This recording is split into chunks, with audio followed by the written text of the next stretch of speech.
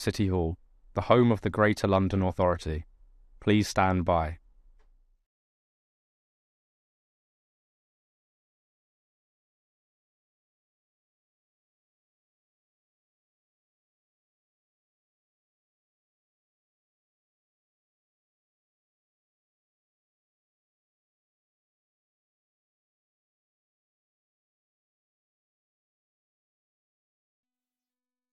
This is the broadcast from City Hall, the home of the Greater London Authority. Please stand by.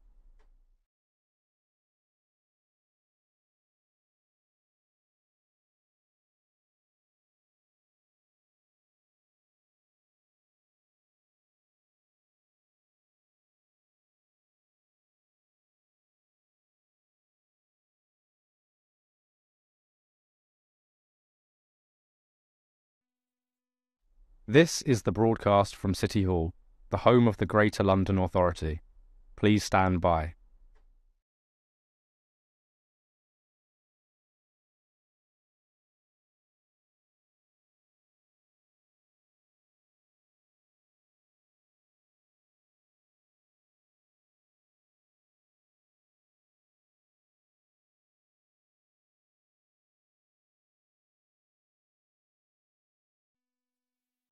This is the broadcast from City Hall, the home of the Greater London Authority. Please stand by.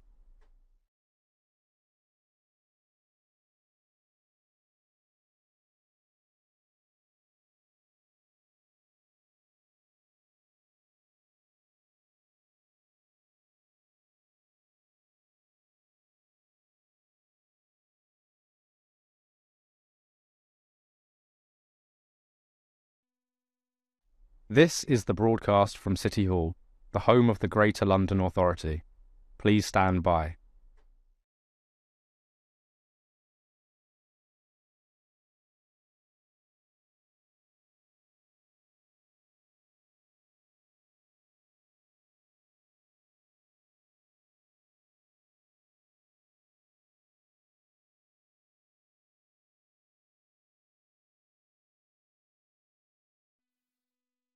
This is the broadcast from City Hall, the home of the Greater London Authority. Please stand by.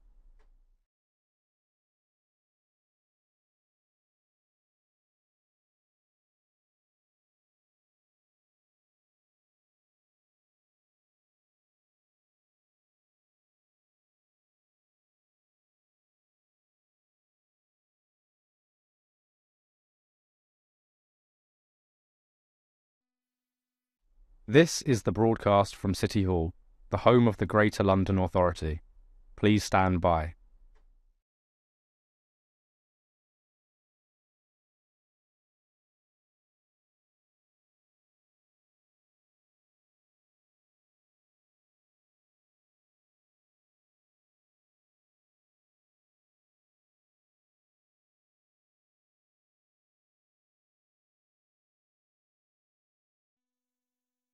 This is the broadcast from City Hall, the home of the Greater London Authority. Please stand by.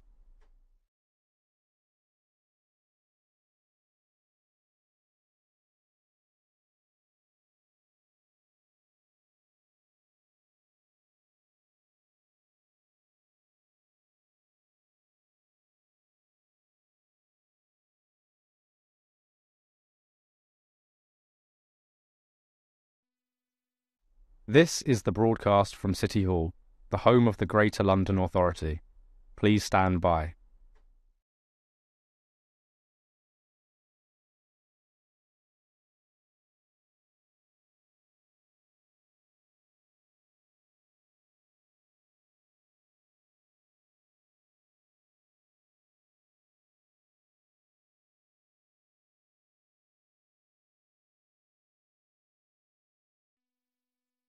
This is the broadcast from City Hall, the home of the Greater London Authority.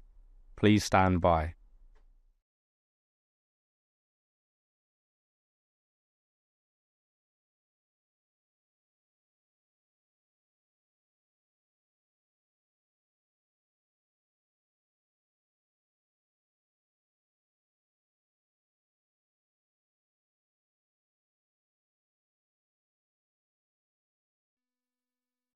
This is the broadcast from City Hall, the home of the Greater London Authority.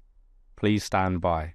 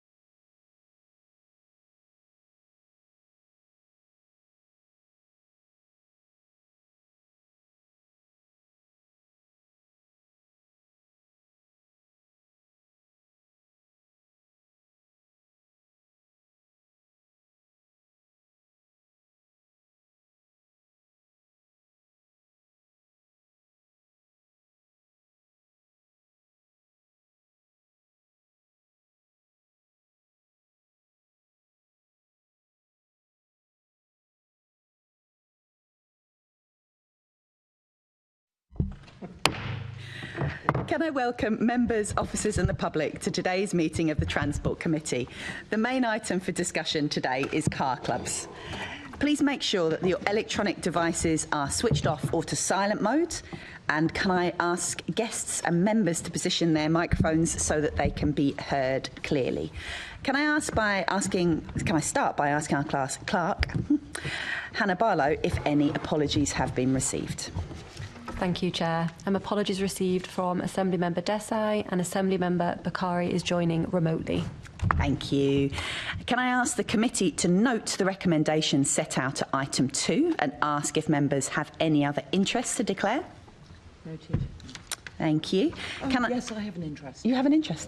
I am a user of Zip cars and have been since Ken Livingstone brought in the congestion charge, or its predecessor. Yeah. Declaration and a bit of history there. I should make the same declaration as well. Fantastic. Anyone else? Not a declaration. So can I ask then to ask the committee to confirm the minutes of the meeting held on the 13th of November 2024 to be signed by me as a correct record? Agreed. Thank you. Can I ask the committee to note the completed and outstanding actions arising from the previous meetings of the committee and the additional correspondence received and sent? All right. We now move on to our main item of business, which is a question and answer session on car clubs. Today's discussions will be split into two panels, and joining us online for this first panel is Richard Dilks, who's the Chief Executive of Como UK. Welcome, Richard, and thanks for making the time to be with us here, well, not here, virtually this morning. So I'll ask the first question, and then we will be passing to different members to ask for further information. So I'd just like to ask you what the current provision and usage of car clubs looks like in London. Thank you. Hi, everybody. Hopefully you can hear me okay. I'll just wait for a bit of a nod. Thank you very much. Thanks for having me. So current provision and usage is at both an all-time high and not at the level it could be. So to explain a little more, we collect metrics on car clubs across the country, including London. And so we've been tracking this for a number of years. London has seen a substantial increase in the last few years in terms of number of people having a membership of a car club. And it's also seen a substantial increase, although of a lesser degree, in people actually using that membership. So we call that total membership and active membership. Somebody who's used it at least once in a year. Interestingly, it's not seen an increase in the fleet. So this has generally been a story of getting even more efficiency out of what's already a highly efficient model. It's wildly more efficient than the private car. Parts of London now, you're seeing an individual car club car serving up to around 250 people. Contrast that with the average number of people served by a private car, of course. Those people, as you'll probably intuit from that very high number, that ratio, aren't using car clubs that often. That's still the case. That's a trend we've also been tracking for a number of years.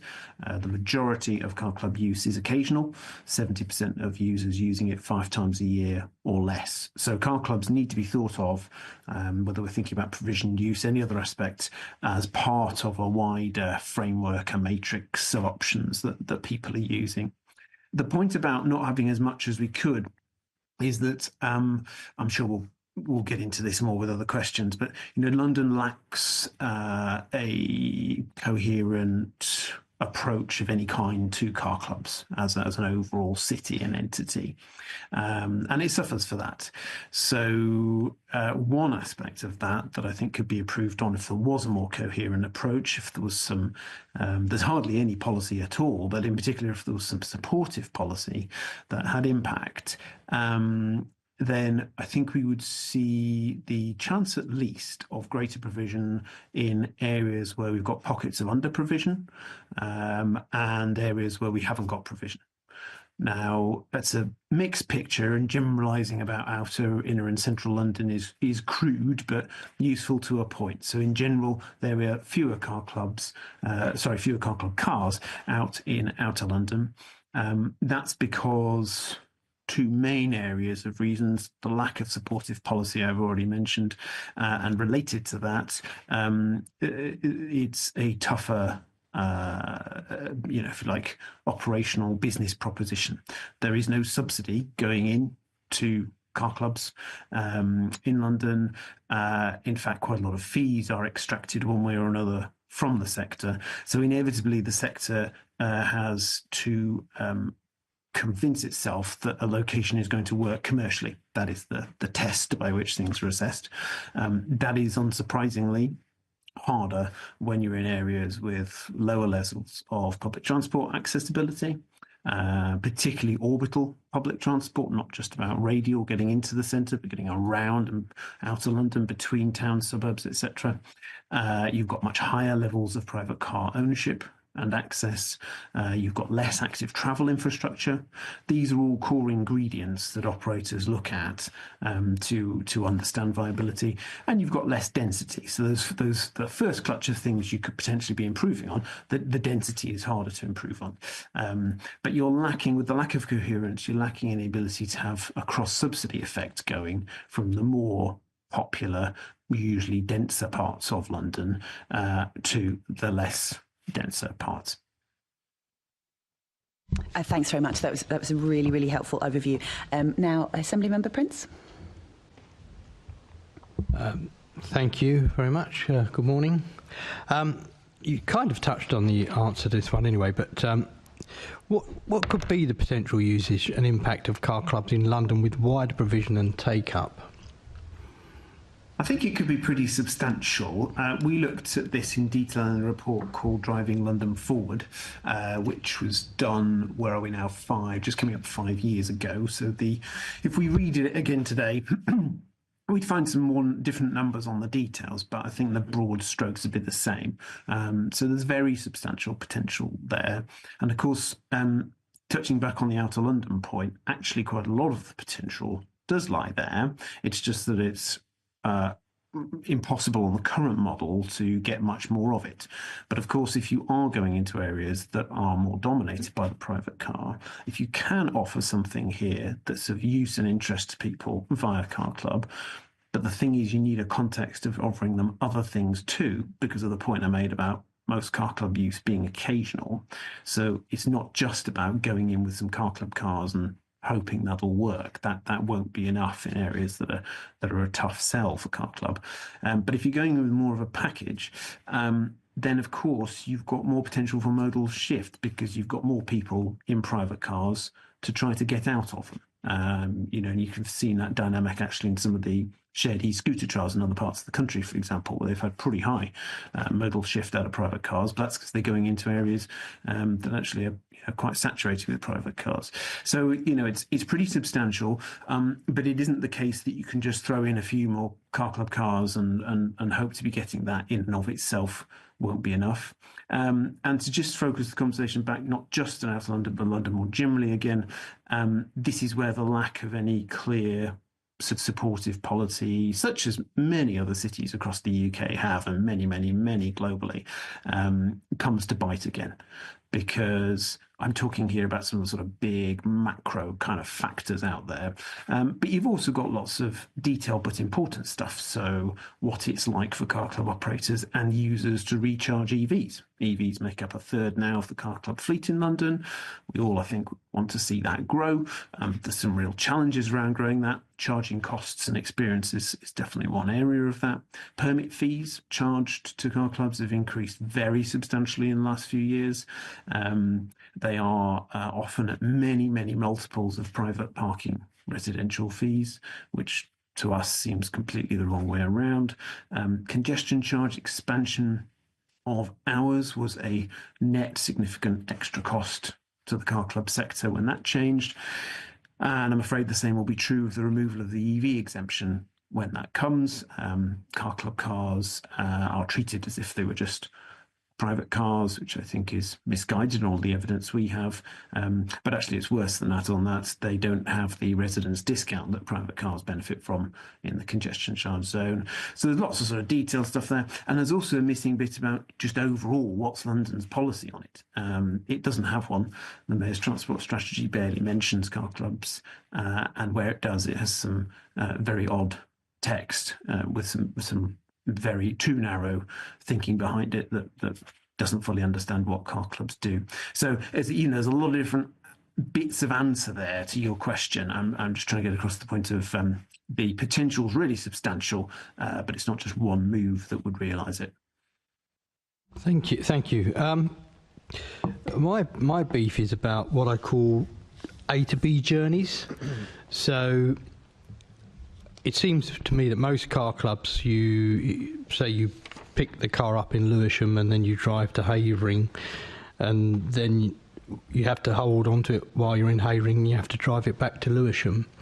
That, say, would be quite a disincentive, whereas if you were able to drive it from, Lewisham to Havering and then leave it there, that would make it more attractive. Do you know what the situation is regarding what I call A to B journeys rather than A to B A? Yes. So the original, if you like, model of car club is what's often called round trip, which is what you're describing with Lewisham to Havering. you've got to hold on to it the whole time you're in Havering, and then you're going back to Lewisham to take it back to exactly the spot that you got it from.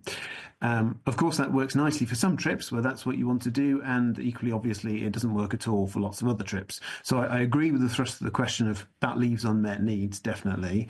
About half now of London's boroughs do in fact have what's often called one-way operations. So this is Zipcar. Zipcar is London's largest single car club provider.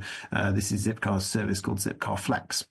So that's grown very substantially in the last few years, and I think it really opens up lots of different journey types to people. I think we can all intuitively see that's a bigger range of journeys that could be useful for. It, I think, is though really important to see that London has, and I think it's a strength, it has, through that Zipcar mix, a blended model. So people have got round trip or flex that they can choose, not in all boroughs, but in a pretty substantial, number, and about half now. And I personally would like to see that percentage grow. And from all Zipcar reports us, they see very, very few people just using flex. So one of the pushbacks against this idea of one way is that won't that induce trips into car, which of course goes contra to mass transport strategy and zero carbon by 2030, etc. All the evidence I've seen is that that is not the case when it's operated in this blended model. Again, the context of public transport use. Londoners using car clubs use public transport much more than the average Londoner, and active travel use, same point, they use active travel much more than the average Londoner, really matters here. In general, I think it's fair to say the most successful places around the world for car club operations do have these different options and offers. And going further with it, I think it's another mistrick is none of this is integrated. So there's beyond in some apps like Citymapper, there's very, very little that pulls this together for consumers and makes the point to them. Or you could use Car Club for this bit of the journey, and then you could use the overground, the bus, the tram, the whatever it might be for other bits of your journey. I seem to have stumbled into someone else's area, so I'll leave it there. Thank you very much. Thanks, Assembly Member Prince. I think we'll be fine. Assembly Member Garrett. Morning. Yeah, I'm interested in the kind of households, the sort of scenarios, if you like, where people are using car clubs. Because obviously there's a couple of possibilities. One is, let's say it's a household with one or two cars, and you see the car club as a way of having a flexible way of having a second or third car, or it could be a household that has no cars and they see this as a flexible way of having access to any kind of car. And I imagine you see both of those scenarios. In our briefing here, there doesn't seem to be any data on what proportion of those two scenarios or other scenarios we see. So it's hard to understand what are the kinds of people who are using them and what are the growth areas of the kinds of households who are using them. Do you have any information about that? So both are correct in that they both make up quite substantial portions of the customer base. I think the point about households without access to a car is a really important one. It's one of the things car clubs do. They are providing access to a car for occasional journeys to people who otherwise just would not have that. I think then it's a different scenario to an extent with people who have one or more than one car. There's definitely the using it as the second or third car scenario you describe. There is also another one which is not going on to buy or lease a private car where people could afford to do so because they have access to Car Club. So we see that quite substantially coming through in our research. And there's another scenario which is people who do have a multiple private cars or single private car, reducing or eliminating their private car ownership after joining and using Car Club. So it's those last two coming together that leads to the powerful effect car clubs have on private car displacement. So getting rid of and not replacing private cars. And that number is something we calculate year on year and has continued to increase over time, partly because of the way that London has added users, as I was saying earlier, without increasing the size of the car club fleet. So it all adds up to some pretty substantial impacts. And I think it's just worth bearing in mind all this is happening without any policy, support in that sense, etc. The fees, financial, commercial viability side I've mentioned already also, but also with very little comms and awareness raising support, so that the ULEZ expansions, the first one was a real missed opportunity. The second one, there was some material pulled together which did say, here is the range of options that you've got, including shared transport. I would never argue it should be solely about shared transport, because that's not how shared transport users behave, apart from anything else. It should be a package of things across shared, public, active. That was pulled together for ULEZ expansion, but it was not pushed with any vim or vigour at all. And the mainstream comms pushed behind the ULEZ expansion, the radio ads and poster spots and so on, made no mention of it at all. So London's never really had much of an attempt to get across to Londoners what this thing is, how they might use it, how it might benefit from them. There were some early initiatives actually going back in the day. Simply remember Russell mentioned, sort of origins here and being a member for a long time. So back in those days, circa I think sort of 2007, 8, something like that, there were leaflets handed out at train and tube stations saying, not with a particular car club operator's brand on it, just saying this is what a car club is. And although knowledge of that point has definitely risen in the, wherever we are, 17 odd years since, it's still not that high. So, and knowing what a car club is in theory versus having a go and thinking it might be for you and your lifestyle, is a whole other step. So there's quite a lot being left on the table there too, in terms of these different households, different scenarios.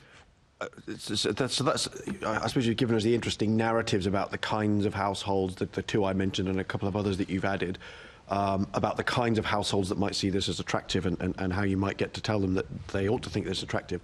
My question, though, is really about numbers. So do we know what proportion of people who use, or households perhaps, I'm not sure whether you view it as a household thing or an individual thing, because my thinking is that driving a car is a skill, and it can become rusty without use, or it can, there are people who see it as a very common thing that they do, and people who just never do it. And so I suppose my question is, are the kinds of people who are attracted to car clubs people who are already regularly driving? Excuse me. And so do we have any data on what proportions of households fall into those different scenarios you've described, where they're either households that are already, or individuals that are already regularly using a car and they see this as a flexible supplement, versus what proportion of households who are using this service just don't have a car, probably would not have a car, but see this as a way of gaining flexible access to one. So it's about the numbers rather than the story, if you follow me. Do we have data on that? To an extent, yes. I'm just flicking through our report to see what we have on this precise point. I might have to follow up in writing if I can't find it during this meeting. I think it's very fair to say, though, that both are very substantial. So, it's not that it's 90-10 or anything like that in the split you're drawing there. Both are substantial camps.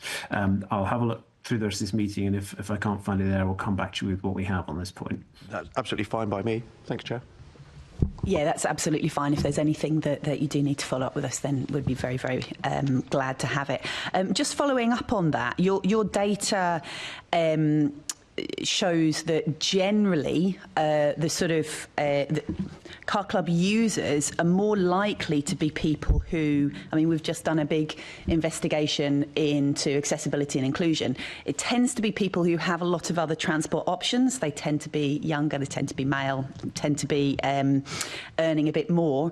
Is that an issue would you say that's an issue with car clubs as a model overall, or is there something that we're doing that means that they're not catering for the range of people who need to use a private vehicle for certain journeys?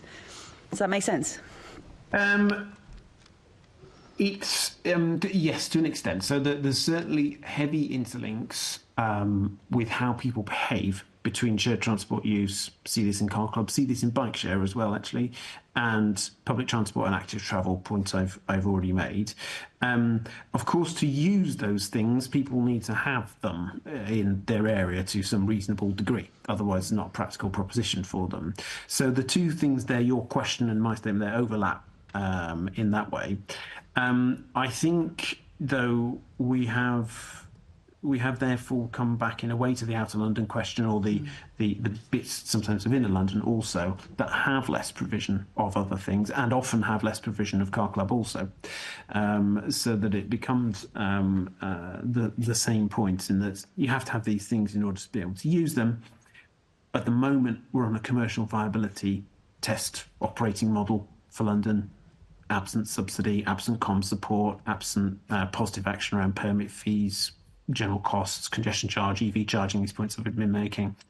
And so there comes to be this overlap of a chicken and egg relationship. Areas that are less promising at the moment without some systemic action are going to remain less promising and will therefore have far fewer or no car club members because there aren't car club cars there.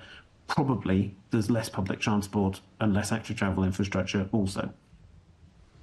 And so then we see that reflected in how users behave because we have the bunch of users that we have. We don't have a programme for going out into new areas and getting some new users. So if I can sort of be cheeky and try and put words into your mouth and you tell me if I'm wrong, it's basically if we were being more interventionists about where the provision was, we might see a wider range of people using them, and that might be more reflective of Londoners as a whole. Yes, although there's a but, which is it's not just about the car club provision. Yes, we'll absolutely. Come then to this wider context, also both policy sense, but also on the ground, what other public transport active travel options people have in that area. Thanks, that's helpful. Assemblymember Russell. Thank you, Chair. I just wanted to pick up on one of the points that you made to Assemblymember Garrett about the ULEZ rollout, the second phase of ULEZ rollout, with more information given to Londoners about car clubs. I think those leaflets that I got in the early 2000s, when they were really worried about the congestion zone, meaning absolutely desperate congestion in the boroughs just immediately around outside it. So there was a huge amount of work done to get Londoners to give up on car ownership and to join car clubs just to reduce the number of vehicles on the road.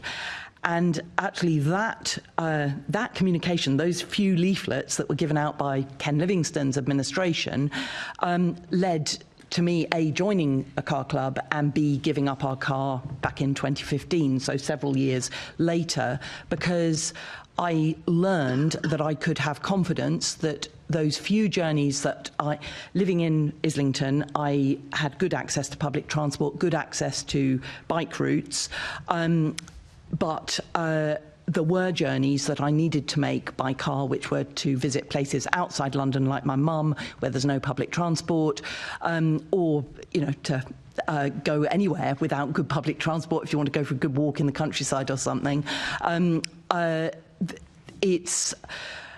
So it's like it's giving people the confidence that they can get a car when they need a car to make that journey, but actually for many people living in London in areas where there is good public transport, those cars end up being parked most of the time and not actually being used, and then the repair costs become more expensive and it becomes less attractive. And I'm just thinking, are you saying that actually that was a missed trick with the ULEZ rollout, that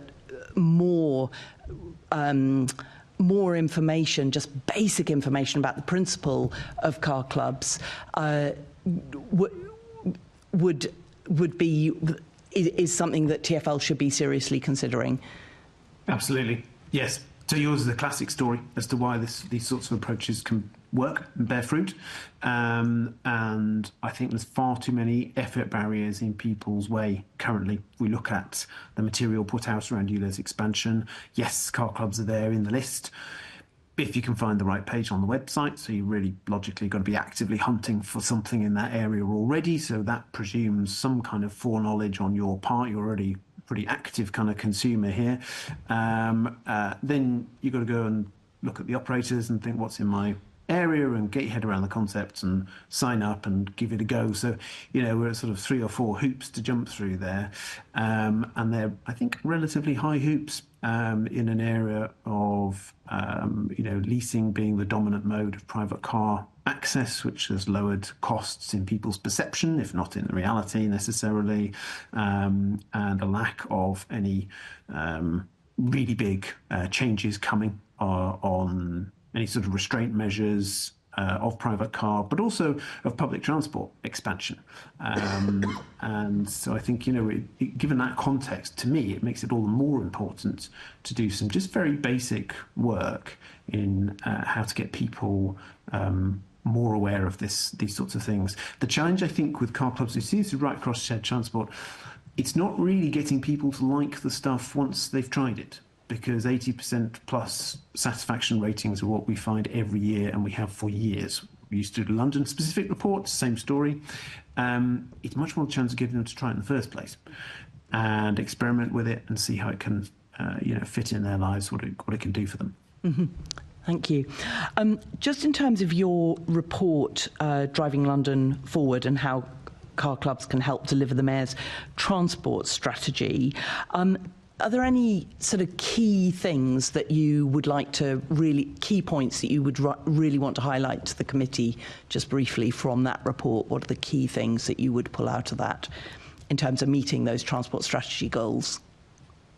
I think the one is, I won't go and rehearse the sort of figures from the report, but just the one is that the scale of the opportunity is really significant. I think the report shows that clearly. I think if you look at the London reports we've done on Car Club over the years, they make the same point in a slightly different way.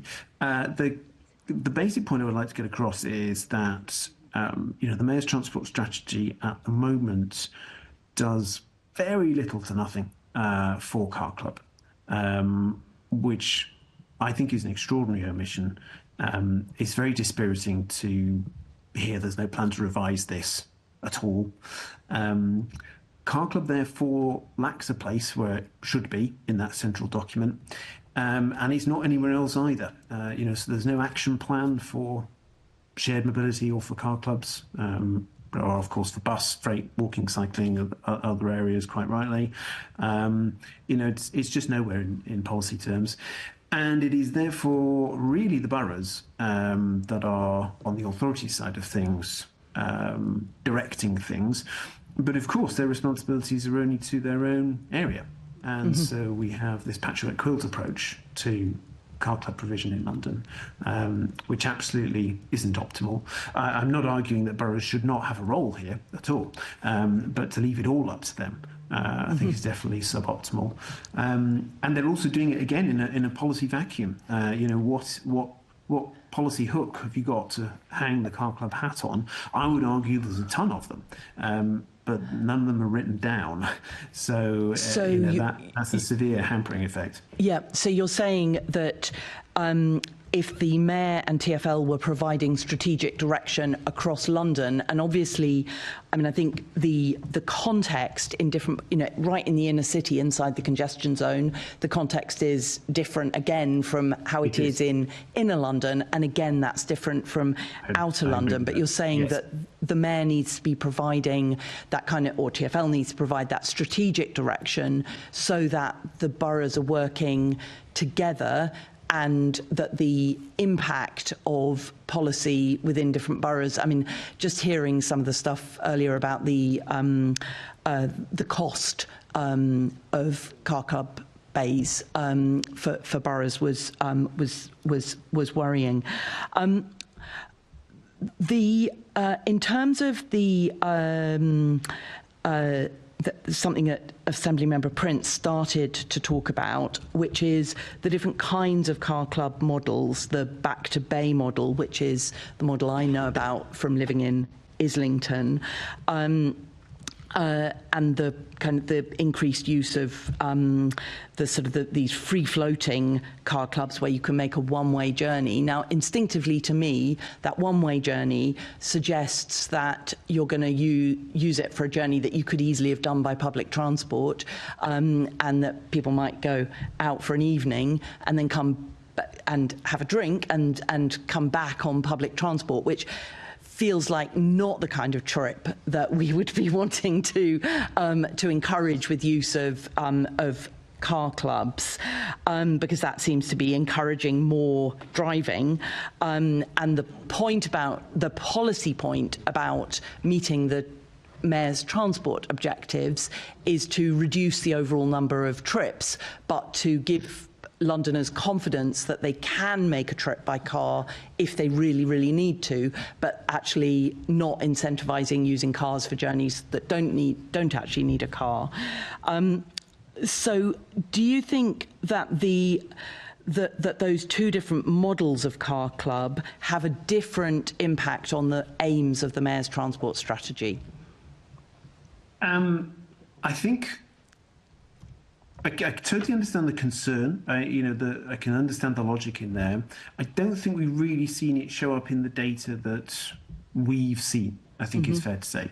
So we track mileage effects overall in terms of are we seeing a net reduction of mileage across users here, across their motoring, which we typically do find, and we've continued to find that even as this one-way model has become more and more popular, or I should say more and more present at least, in London.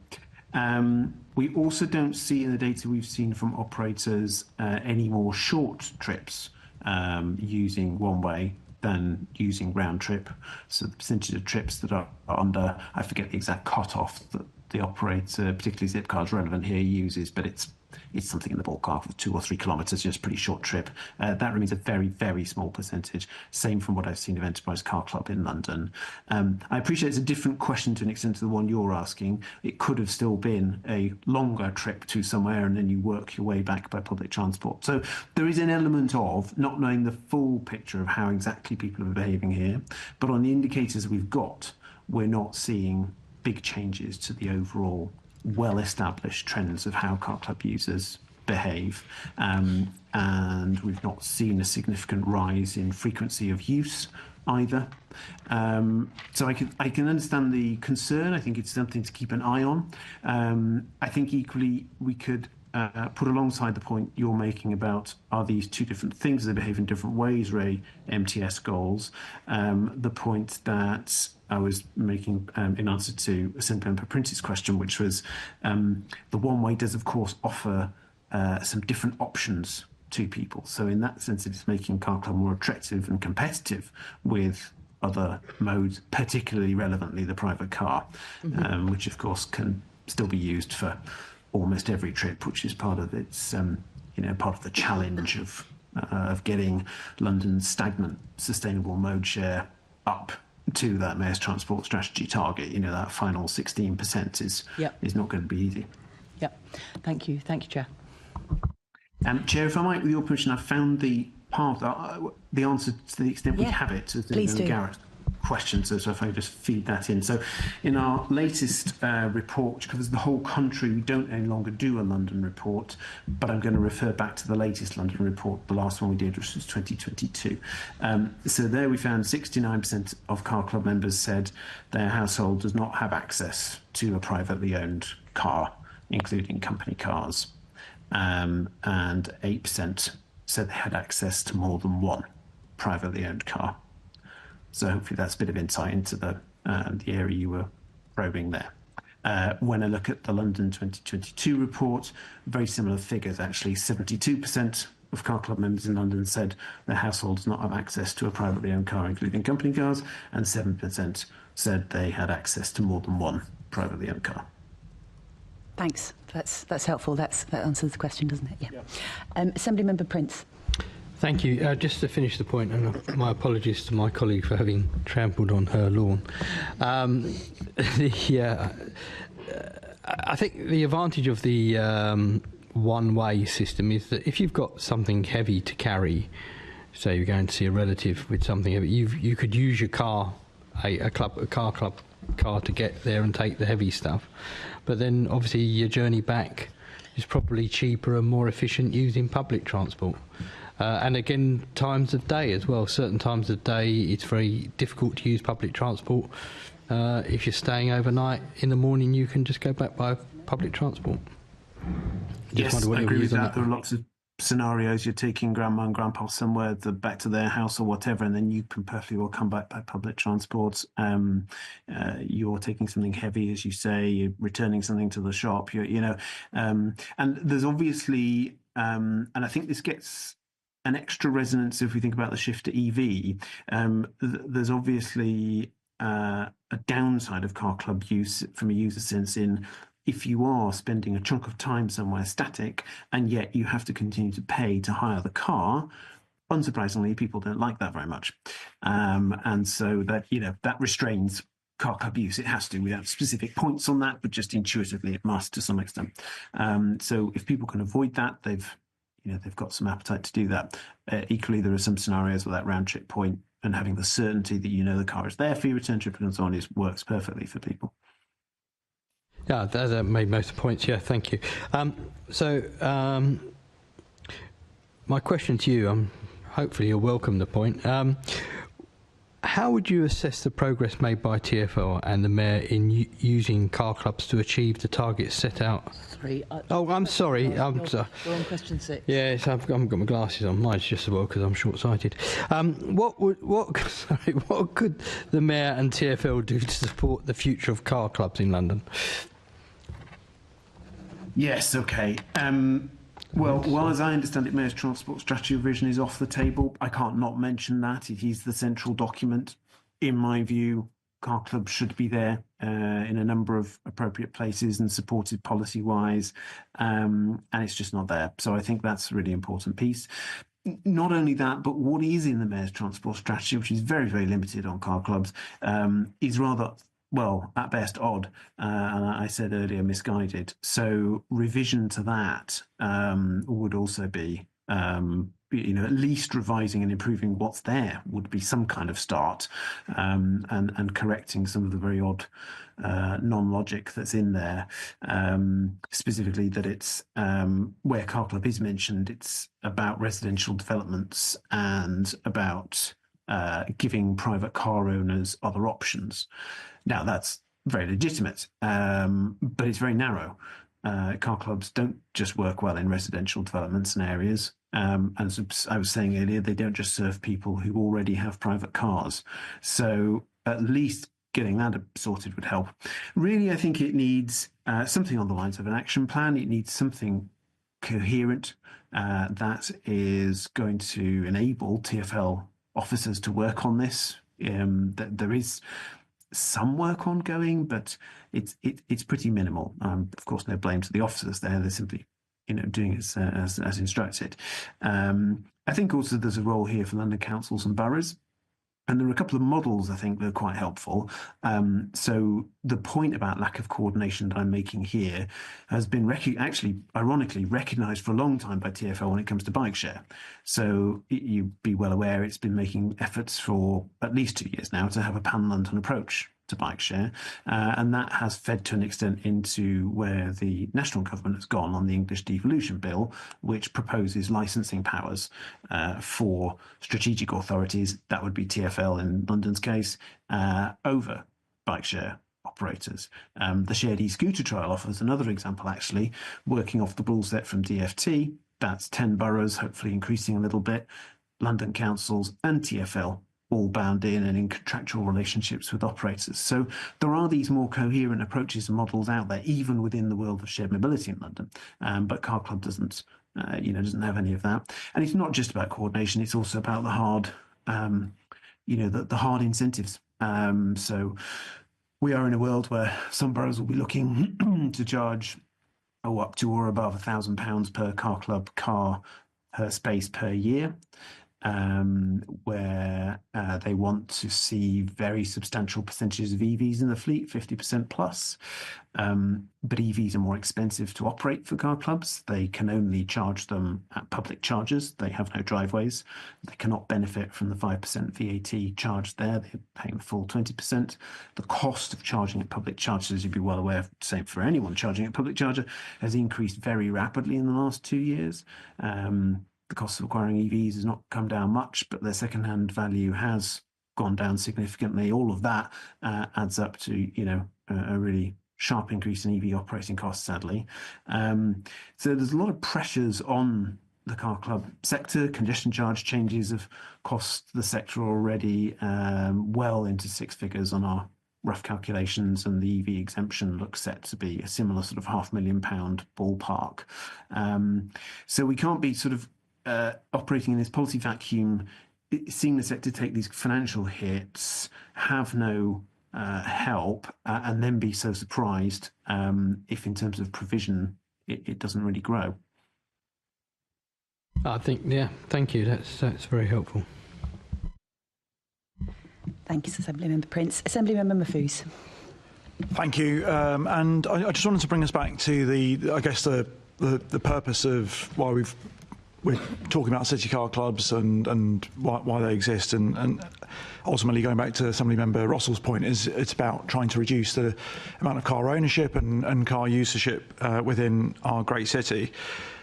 The stats show within your report that the car shown, actually the stats from nationally show that car ownership within London has reduced by about 50,000 between 2018 and 2022. You've also got stats within your report which show about half of the journeys are less than 6 miles, which actually is a relatively short journey, and very much for able individuals should be a journey they could do by public transport or walking and cycling, certainly cycling. But I'm going to just focus on the element of trying to reduce additional car ownership. So you talked in one of your previous answers about 7 to 8% of people, households across London, have more than one vehicle. You talked a lot about what policies you'd like to see introduced to progress this. But actually, your own stats show that 79% of the households that are signed up to car clubs did not ditch an additional vehicle. So if you had your optimal position where you got everything you asked for on the table today, how much further do you think that could be pushed going forward in terms of ditching additional cars within London? Well, so I think focusing on additional cars, I mean, given that it is only 7 or 8%, that's of car club members who responded to our survey at large scale in their thousands, but that's not of Londoners. So given that it is a relatively small percentage of existing car club user base, I think having a really heavy focus on additional cars will only carry us so far, because we're just not talking about so many people of the overall car club user population.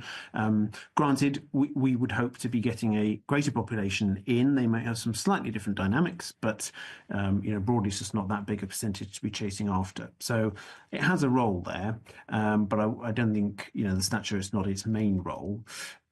The potential, I think, really is best shown by Driving London Forward. I will, in a second, if you like, quote you some sort of the headline figures from that to give us a sense of where we could go.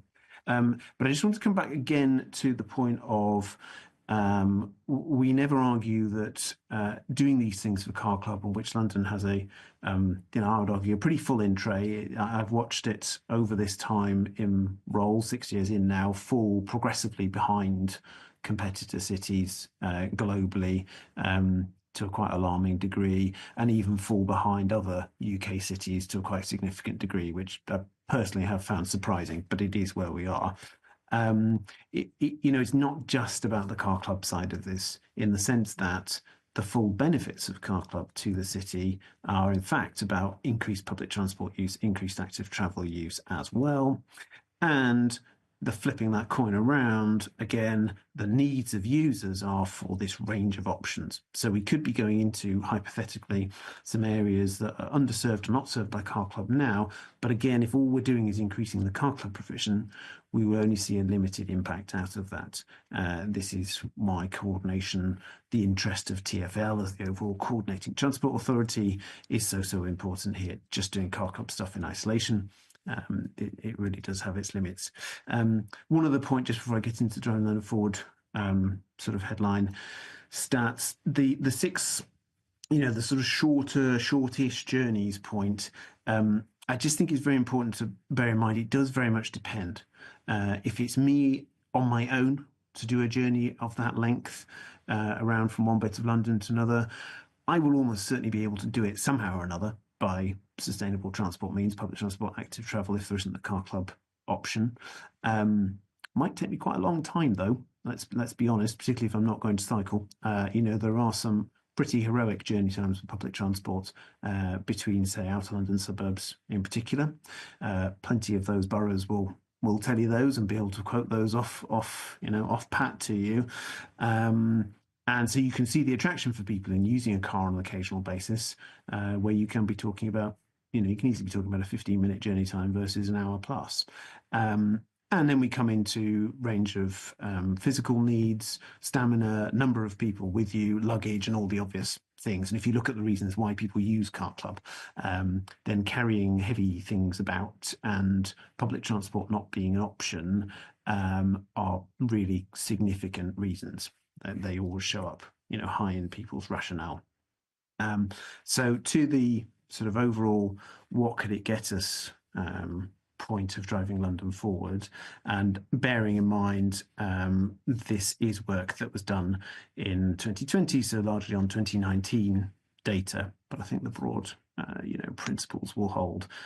We found that 650,000 households could give up a privately owned car. You would need more car club cars to achieve that. We calculated that as 21,000 additional car club cars. It's a big increase on the current London fleet, although a drop in the ocean compared to the London private car fleet, which is around 2.7, 2.8 million private cars. And I won't go into all these numbers, but that we calculated that would lead to 300,000 fewer privately owned cars, 82,000 less tonnes of carbon emissions per year, for example. There are more stats I can throw at you, but that's probably enough to give a flavour. Thanks. Really comprehensive there, Richard. In terms of, you mentioned about other cities both across the UK but also internationally, what would you pull out from lessons that were learnt there that we should be looking to implement here?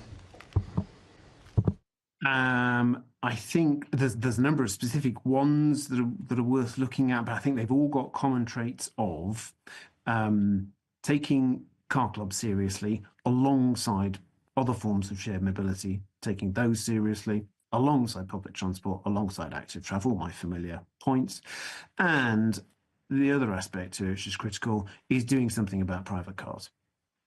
So this is the elephant in the room quite often.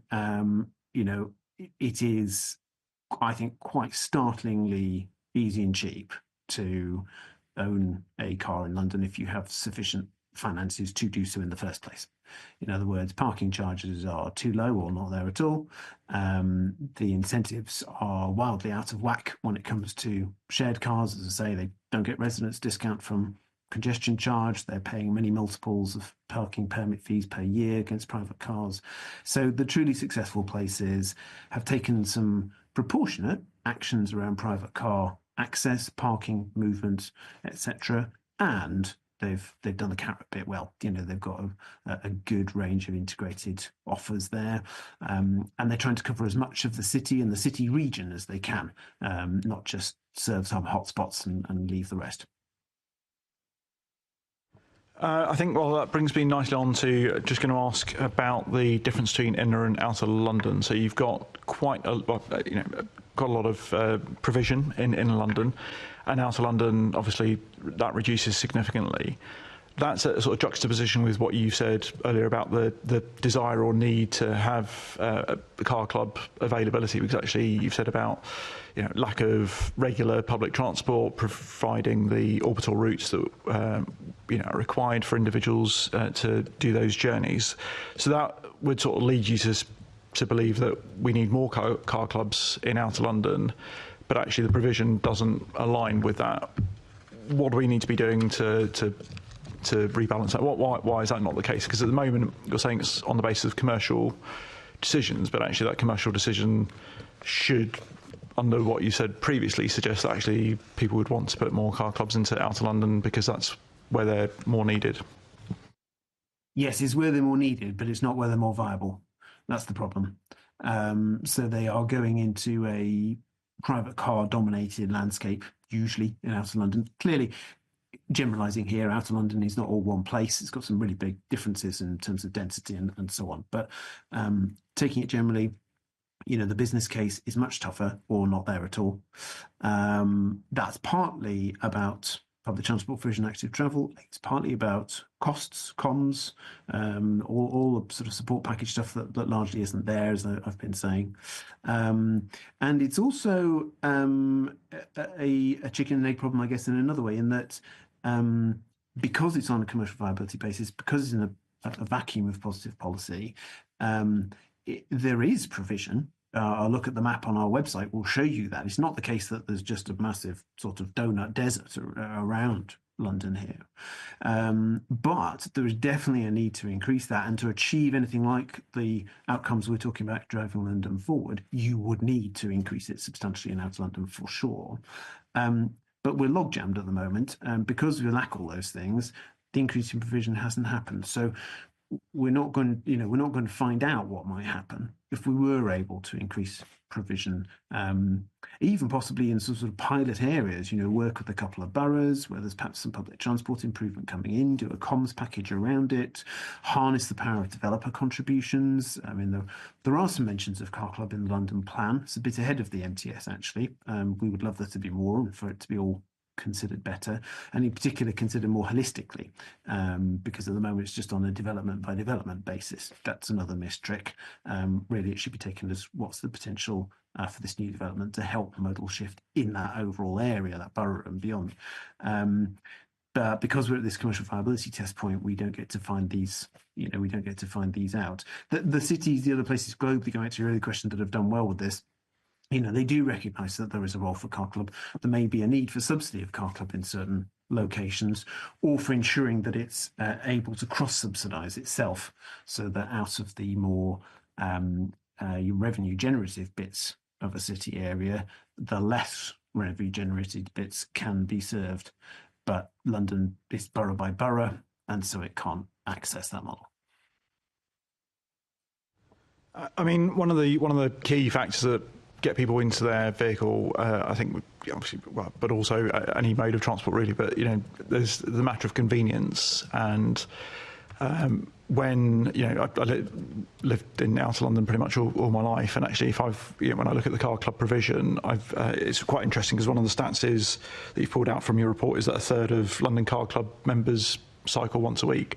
Well, I found that I would have to cycle to get to the car in the first place. So actually, that's possibly one of the drivers behind that as a result. So in terms of sort of the convenience factor, we can see that there's been and again, going back to the point about the need to reduce car usage across London, is that actually we've seen a massive uplift, and you've talked about it in terms of bike sharing schemes and micro-mobility schemes. They've taken off partly because of that convenience factor.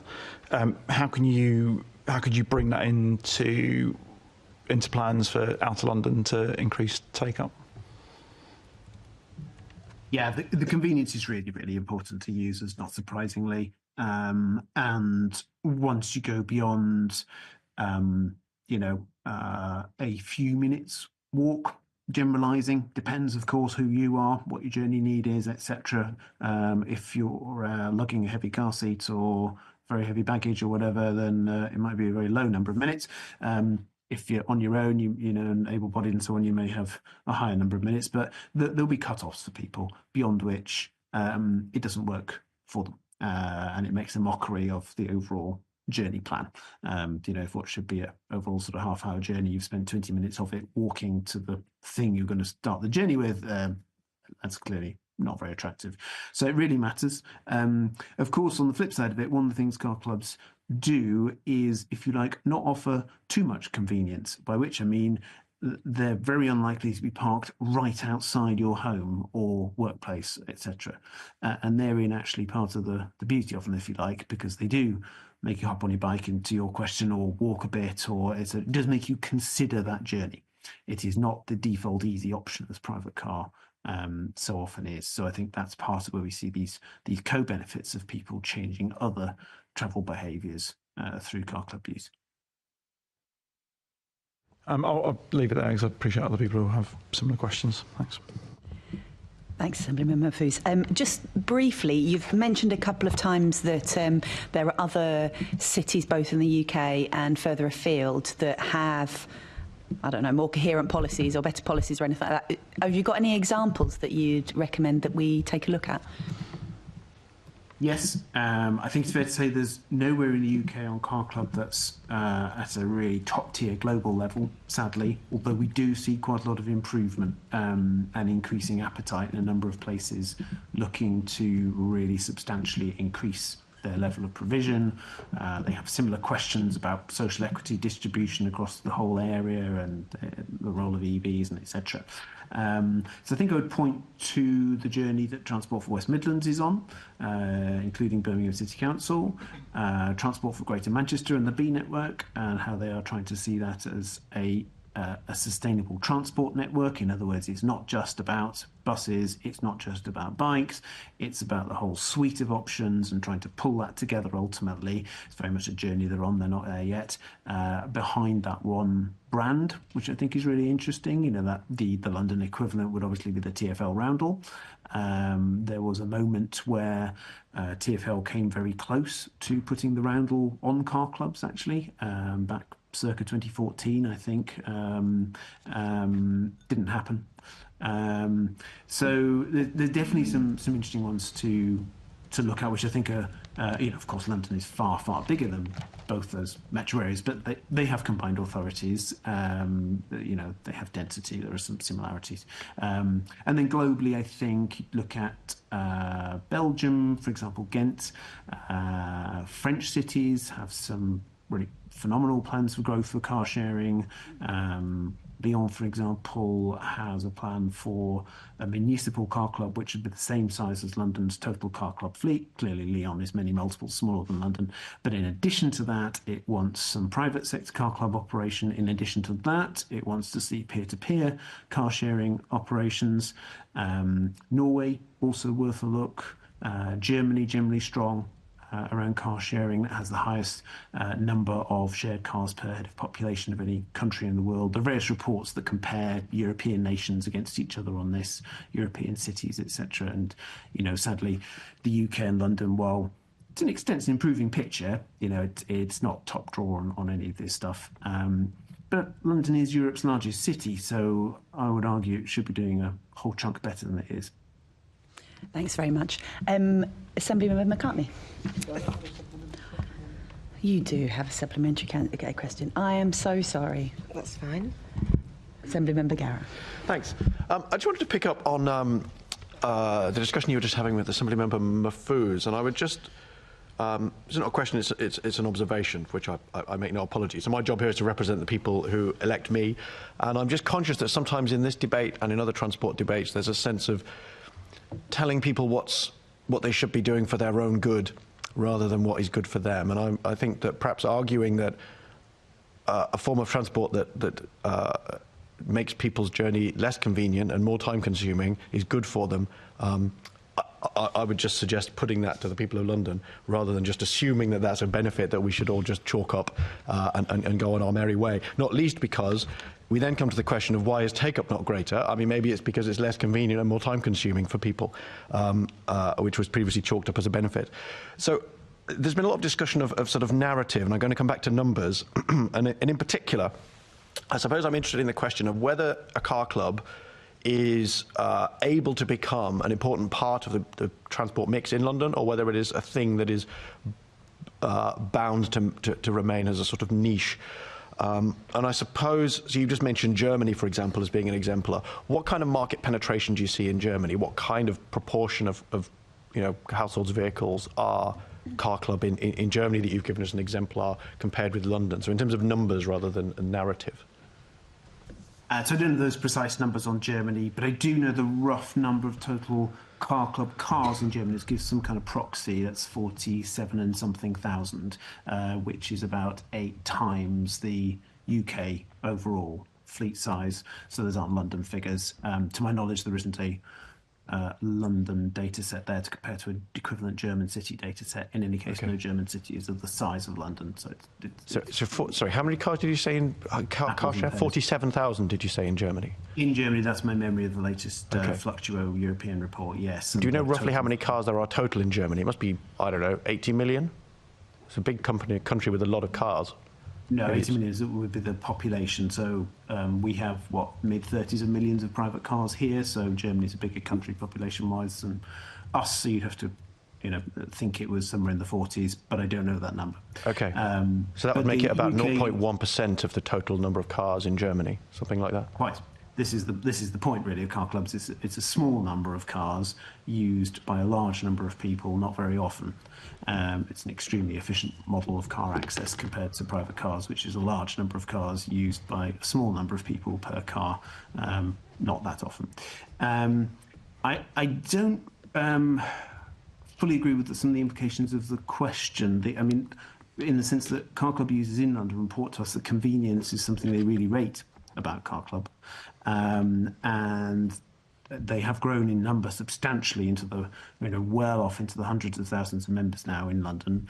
And they are remaining very satisfied according to the satisfaction ratings they give. So while there is this sort of interesting tension point of things that are a bit less convenient than a private car, it does need to be a convenient option, otherwise people simply won't use it.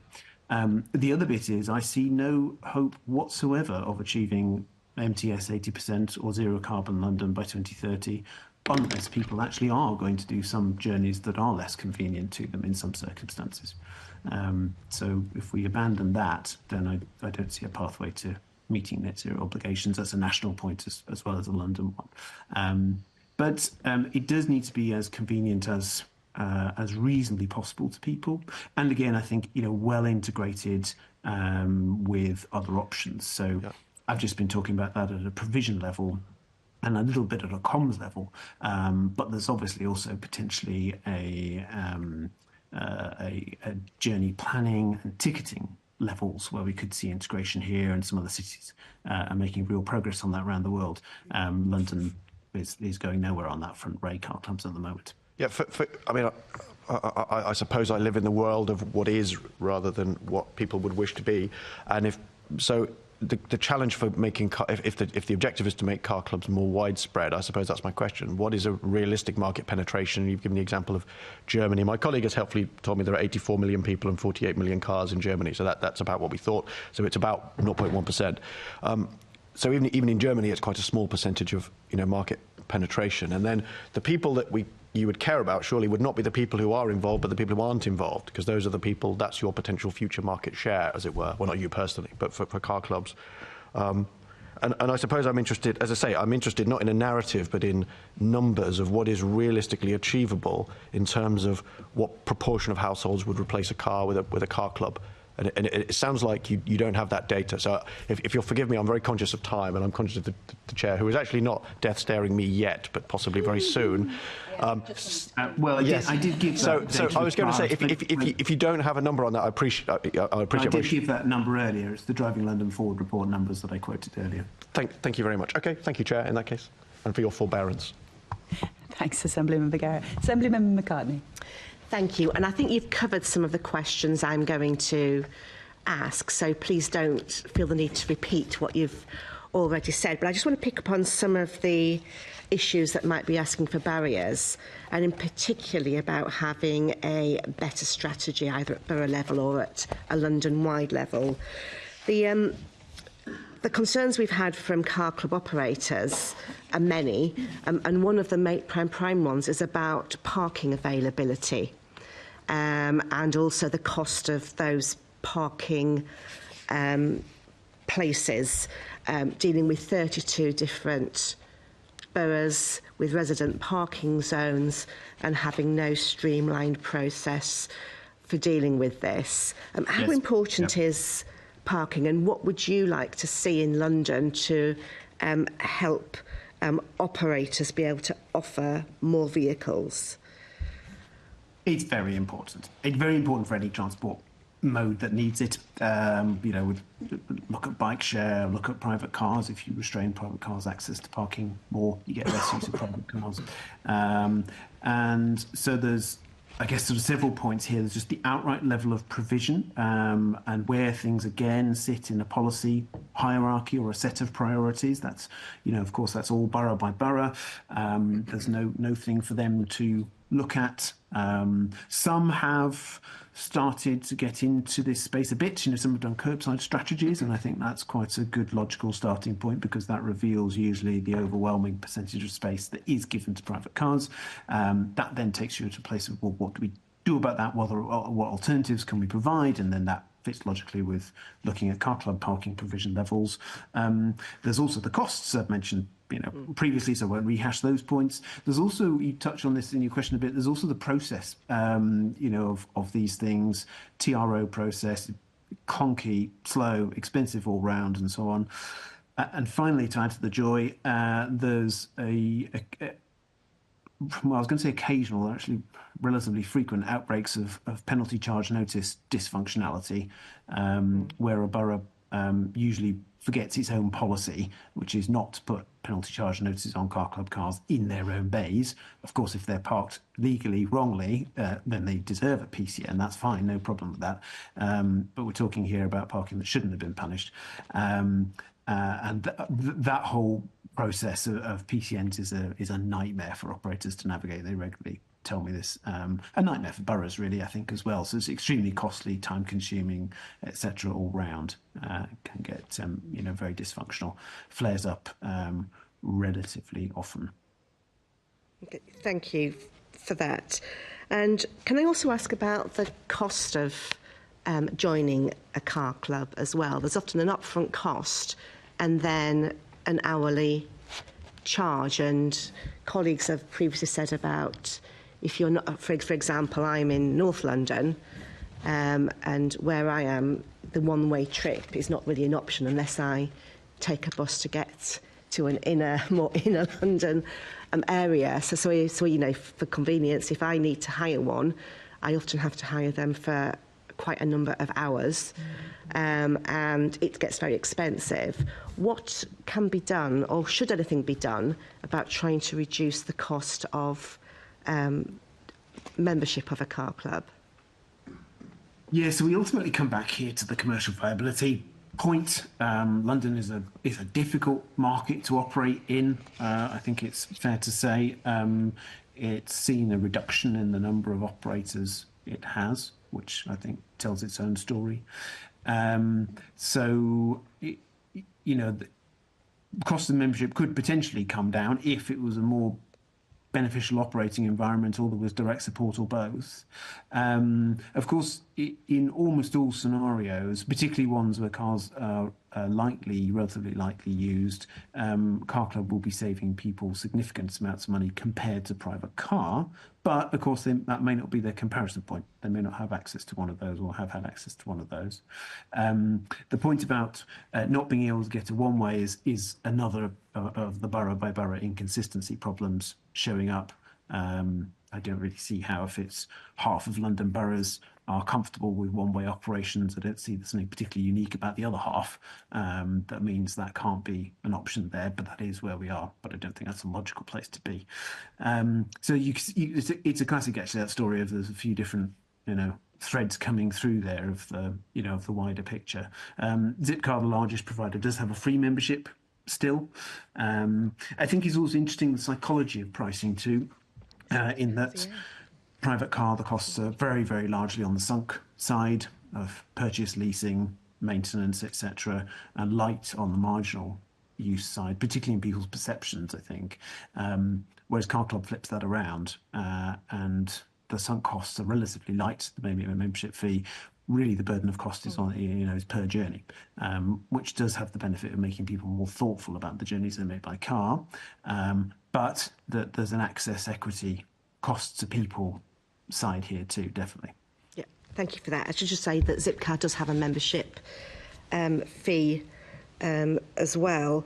But one of the points you've made is about, there is mention of this in the London plan, and we're coming up, I think, shortly to have a new London plan process taking place.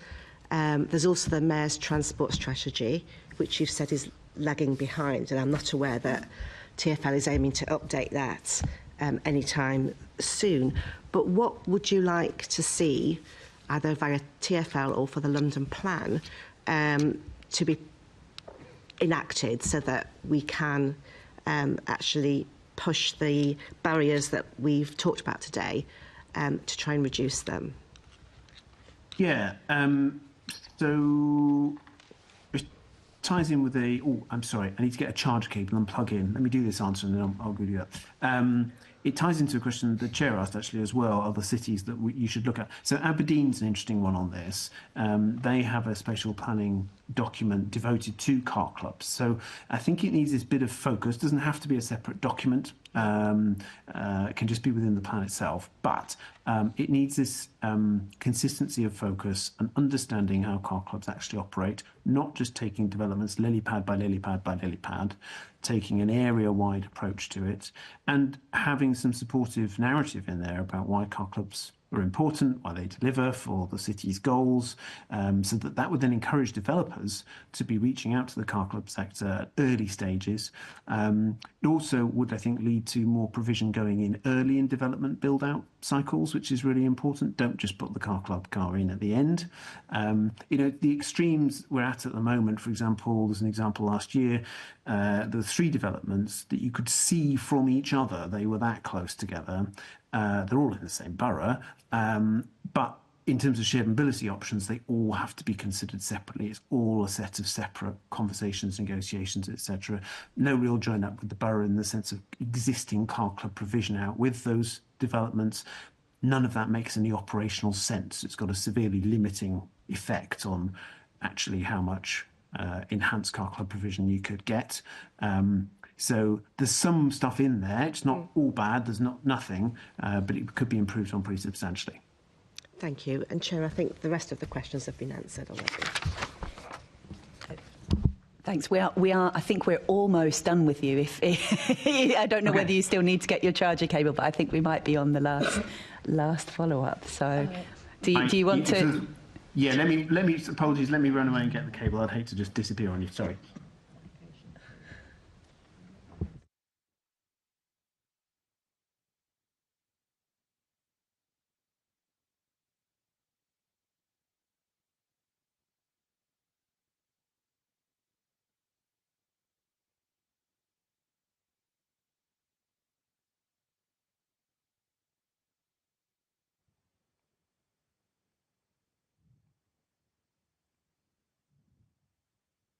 Many apologies, back with you. No problem. Yes. Perhaps I could just say, I made a sort of error. There are different plans on the Zip car. One of them is free, but you do have to pay a £15 licence to use it. Right. Thank you. Thank you. And other car clubs are available. Assembly Member Russell. Yes, I just wanted to follow up on the parking provision questions that were being asked. In terms of EV parking, are there any... I have a sort of vague memory of there being problems with providing any kind of public subsidy for EV chargers for a particular company. It's to do with procurement rules. I just wondered, is that still the case, and is that proving to be a challenge in terms of getting EV car club bays rolled out? Yes, that memory is correct, but no, it's no longer still the case. We worked hard with DFT to get clarification on this, and they did get themselves comfortable with this no longer being an issue. It was, loosely speaking, EU state aid type issues. And that is why in the Local Electric Vehicle Infrastructure Fund, that's the main public funding going into EV charge points from central government, for the first time when that was launched about 18 months ago now, that can be used for charge points that car clubs will use, whereas previously they were excluded, which was absolutely crackers. However, going back to the London getting its act together and being positive about this point, that's all left up to individual boroughs to grapple away with and think their way through and be aware of. We obviously try and communicate with them, reach out to them and so on this sort of thing. So again, patchwork quilt. So we're seeing a couple of boroughs really try and push this and put in for the first time car club provision and EV charge point for car club in a sort of systemic way. But we are still at a level of I think it's around 50 or under car club car bays across the city that have their own chargers. So the vast majority don't have access to a charger in any kind of captive way, so they've got to use public chargers, largely rapids, which then takes us to the staff time cost, overall charging cost, etc. packages. And this is all part of why running an EV in car club in London from an operator perspective has become really significantly more expensive than it used to be, and notably more expensive than running a petrol or petrol hybrid car.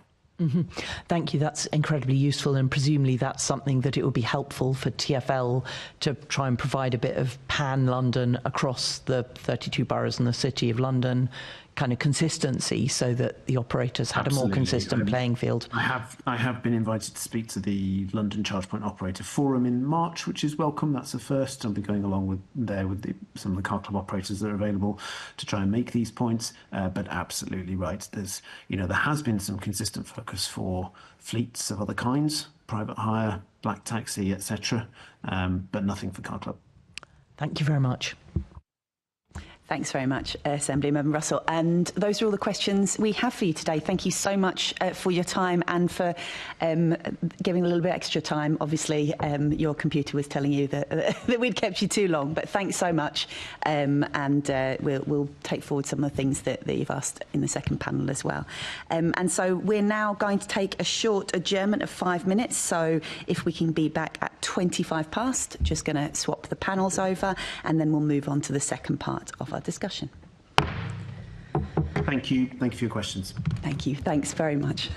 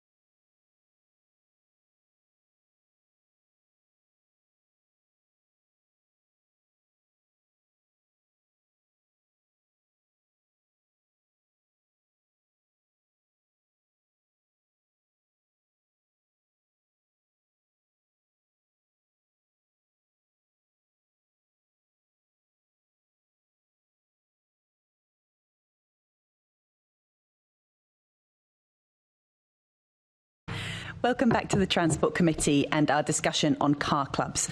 And for our second panel today, we are joined by Alina Turk, Head of Roads and Freight Strategy for Transport for London. Welcome. Andy Flood, who's the Principal Transport Planner, Richmond, at Richmond and Wandsworth Councils. And joining us online is Avril Lecau, Deputy Leader and Cabinet Member for Climate Action, Sustainability and Transport for the Royal Borough of Greenwich. And thank you everyone for coming to speak to us today. So I'm going to start off with a question for Alina and TfL, which is what role does TfL see car clubs playing in supporting the Mayor's transport strategy target of 80% of trips in London to be made on foot, bicycle or public transport? Great, thank you. And, as you were already saying, the 80% mode share target is really the backbone of the Mayor's transport strategy, and it's really of that car club policy support that we're working on and that my team is working on flows. And to achieve that, we know that we need to shift a lot of trips from private car use or car use overall to walking, cycling, and public transport. And we do know, and as Richard very much has said in the previous session, that there is a role for car clubs within that, and the MTS does make this point. It does say there's a role for car clubs within that mix, especially in inner and outer London, but that it should be combined with a substantial reduction in private car parking to help us ensure that really we're not ending up in a situation where we are introducing a lot of car clubs to London and they generate additional car trips for journeys that maybe are a bit more convenient by car rather than by public transport, but actually that they are serving as that stepping stone to a reduction in car ownership. So they really need to be paired with disincentive for private car use, and then also very importantly, the other alternatives for the majority of journeys that we'd expect someone to make, not in a car club car, but by those other modes. Okay, that's really interesting. Thanks. And so, just to follow up on that, obviously we've heard this morning that mostly when we see people using car clubs, they do it goes hand in hand with public transport and active travel, so that's a sort of net benefit for the 80%. But it feels a little bit like you're not making a distinction between car club journeys and sort of people who own cars. Is that sort of part of TfL's thinking? Because I'm wondering whether it would be beneficial to actually include car club journeys, shared transport, in the 80%, because we're hearing that it will reduce car ownership if done correctly. Yep. So really, it depends from which angle you're looking at it, really, because if we're thinking about, let's say, congestion overall, when you're just looking at the number of vehicles on a certain corridor, a car club vehicle will still have the same externalities and impacts in that particular situation as a privately owned vehicle.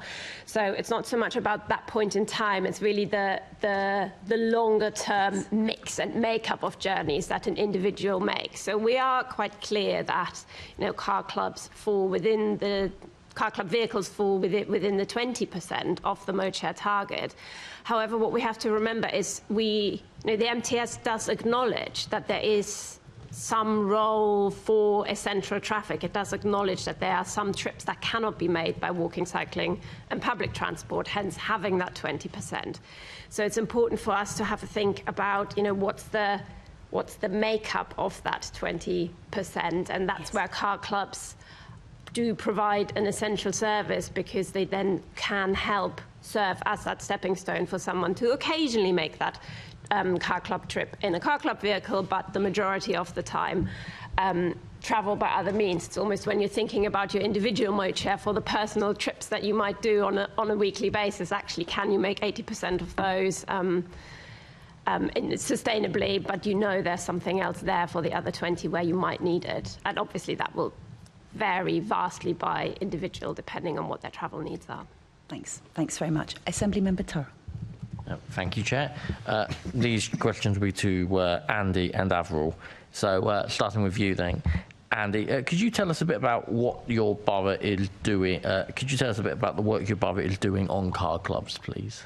Yes, certainly. I've been working in the car club sector for Wandsworth Council since 2007, when we first launched on-street car clubs with Streetcar, as they were known then, now Zipcar, and that was the first 10 spaces. Since then, we've gone through a number of contracts with operators and expanded the fleet quite considerably in partnership with the operators.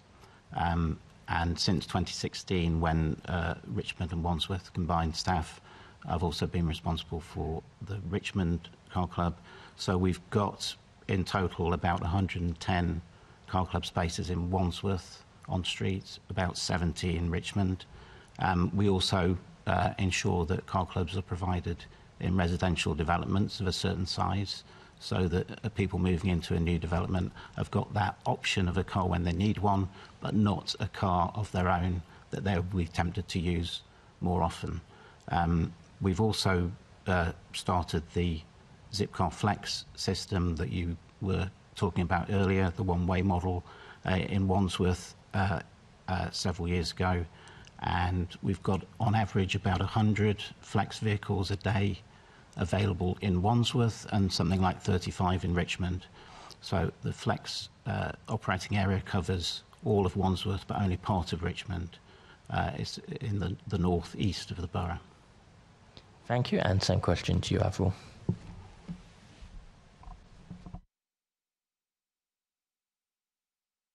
I think you're either on mute or having microphone problems. I am sorry. Thank you.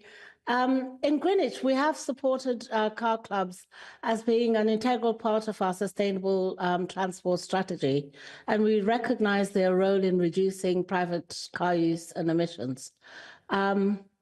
We also feel it's really important to integrate this with our public transport system, and car clubs help for us bridge gaps where the connectivity is perhaps less so in certain neighbourhoods. It also works as part of our ambitious sustainability goals. So we're working to promote car clubs alongside our electric vehicle charging. And so we are looking to have car clubs designated parking areas alongside electric charging capacity. We feel there's still challenges we have, but we've moved from introducing CPZs to creating sustainable street areas. And we're covering quite an ambitious area in Greenwich over this year. A very large chunk of the borough will be looking to convert to sustainable streets. And part of this is having a car club provision within each of these sort of areas there. We've linked up with a couple of car club operators, and so we are hoping that that's going to increase the usage. Clearly in Greenwich, we're supporting, we're aligned with the London plan, but we also understand that there are barriers, such as the parking challenge, I agree, and the fact that many residents are still unaware of car clubs. And so we need to get that publicity. I think have a London-wide publicity around the efficacy of car clubs and how they can reduce car ownership. In Greenwich, 48% of our residents don't own cars. And so it's how do we shift some of those that own cars and also enable those that don't own cars to be able to use it for those very odd journeys that they might need a vehicle. Thank you for those answers. Coming back to you, then, Andy, you touched upon it in your previous answer. But are there differences between Richmond and Wandsworth in terms of use and interest in car clubs? Yes, and I think that points to some of the issues that Richard Dilks mentioned in your earlier panel.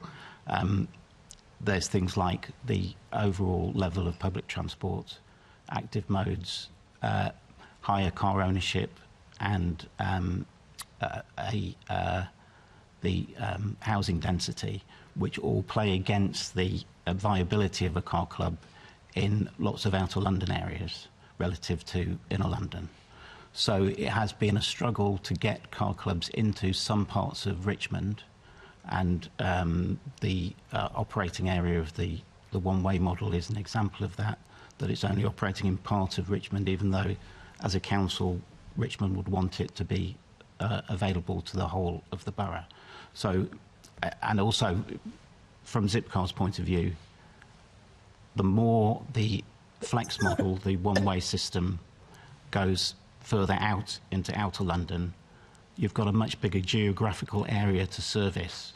So I can understand from their point of view, to have a viable system, you need a certain number of cars, a car density per square mile, and that becomes harder to achieve the further you go out. And also if they have to service vehicles, clean them, etc., that becomes much more of an operational challenge for them. So yes, there are differences definitely between an inner London and outer London borough from my experience. Yeah. Thank you. And just sticking on that thing, is when you're speaking to residents in Richmond or community groups, do you find that car clubs are seen as a way to fill the gap with some of the to fill the gap in public transport, or do you think that people just do prefer having their own car when you get further out? I think it's again something that Richard touched on earlier. A car club won't really be a properly viable option unless there are the other transport modes around, because if you want to give up a car and have the confidence to be able to give up a car or defer purchase of a car, then you will need a whole suite of options available for the different journeys, and you'll make your choice based on what is that rational choice at that moment for that particular journey. So car clubs on their own are part of it, but I think it needs the other modes and options available at the same time. Thank you for that. And going back to you, then, Avril, on this same thing, because of course Greenwich is like a gateway to outer London, if you will, with the more inner London parts of London. But then, of course, you've got Eltham, New Eltham, Mottingham. As you get further out, where are you when you're looking at installing car clubs and things? Are you finding that? Are you finding them much more popular in the north, or are you finding that again that you're able to install them with ease, or get them going in the south of the borough as well? I think there are challenges with south of the borough because our bus connectivity is very challenging. Certainly north-south bus connectivity, and the ability for people in the south to connect to lines like the Elizabeth line or the Jubilee line, etc. So until I agree with the previous speaker that we would have to do it side by side. So in terms of Greenwich, we're focusing more in the sort of central part of Greenwich and moving out. So we will hope by the time we're moving to the southward bound area, parts of the borough, we've kind of cracked the transport connectivity. But we're also looking at, using some of the Section 106 funding to support this program. One of the things I think is that in Greenwich we have got a very large development program and new builds.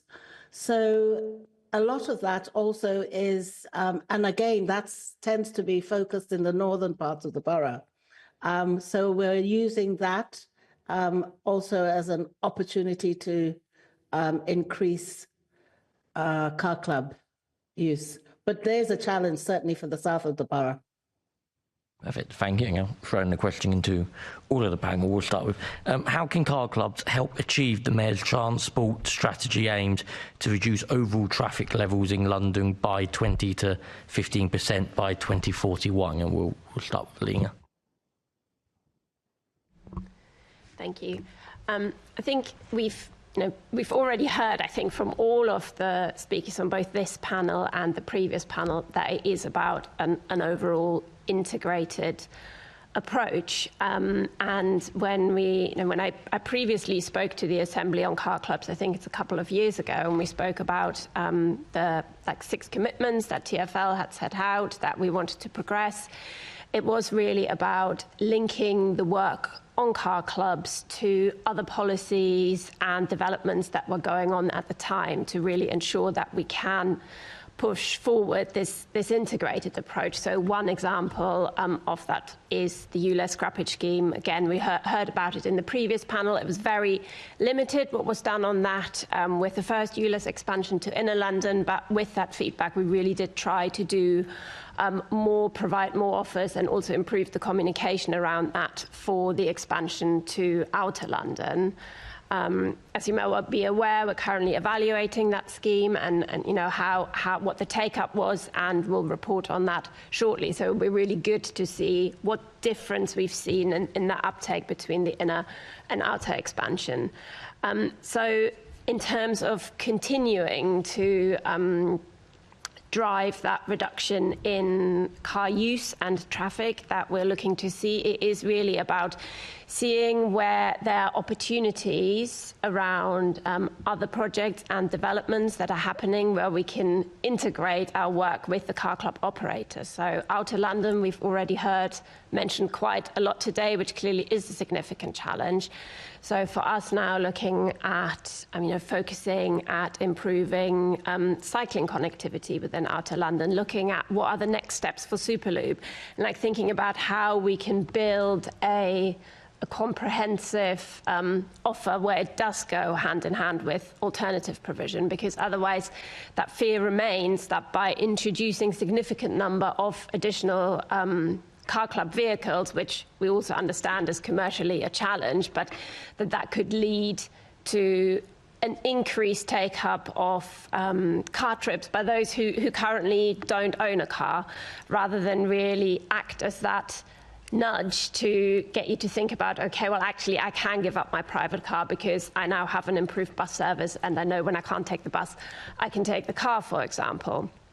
And we have been doing research into this, and the results are quite inconclusive around the customer research that we did, where we carried out a quantitative survey and then some in-depth focus groups to really get to the bottom of car club users and whether they're thinking about deferring a new car purchase or possibly giving up their car. And really what the results show us that it's about 8 in 10 car club users were thinking about getting a vehicle within the next couple of years, but then at the same time they were also more likely than all Londoners to think about going car free. So the results are really mixed, and we're trying to dig into it a bit deeper to really help us shape support for the sector in a way that it does support the MTS and doesn't lead to the opposite effect. I'm hitting the wrong button, sorry. Thank you for that. Anything to add, Andy?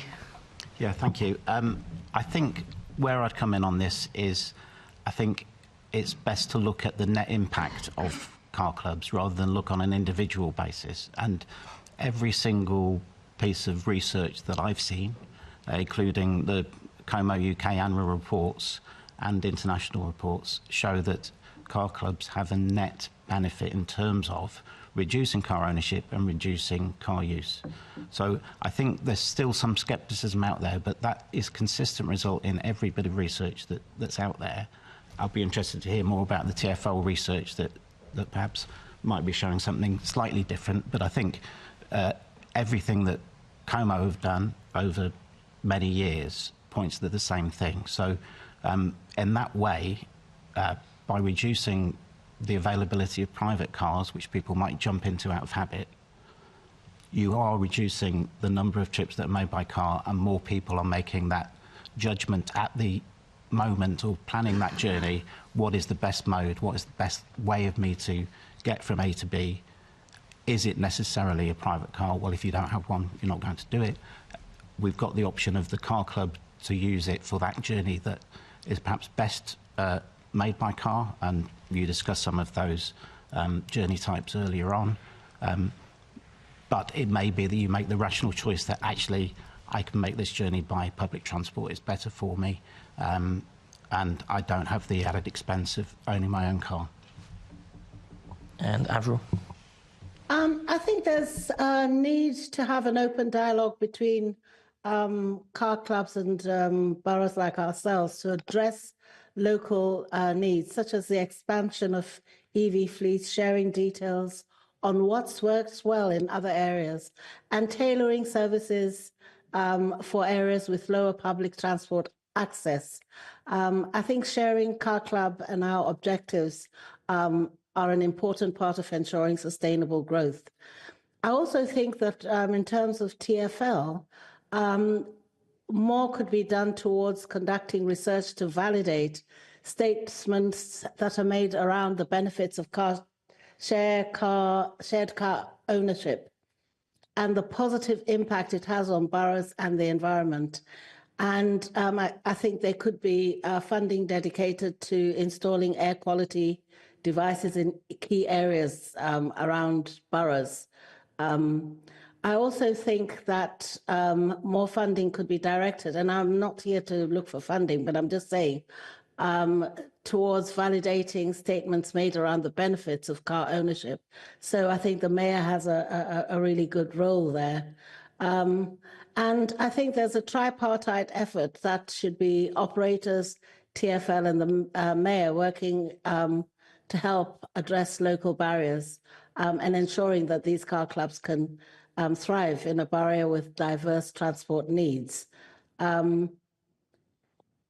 All of this aligns with our ambitions, but it's the implementation that's a bit of a challenge. And so we would welcome that. Thank you. And then the final question from me then is, could you just briefly talk us through some of the schemes that TfL / your borough are doing to support and encourage car clubs to reduce private vehicle ownership? And we'll start with Elena. Thank you. So I think I'll start by referring back to the 6 commitments that we made a while ago and just explain what we have been doing around those. So one was really around working with London councils and the boroughs to have a bit of a coordinating role. And when we first set out that commitment, it was all focused around data sharing and visualization, similar to what was being done with e-scooters at the time. But actually, through conversations with the car club operators, it felt that wasn't the best area to progress.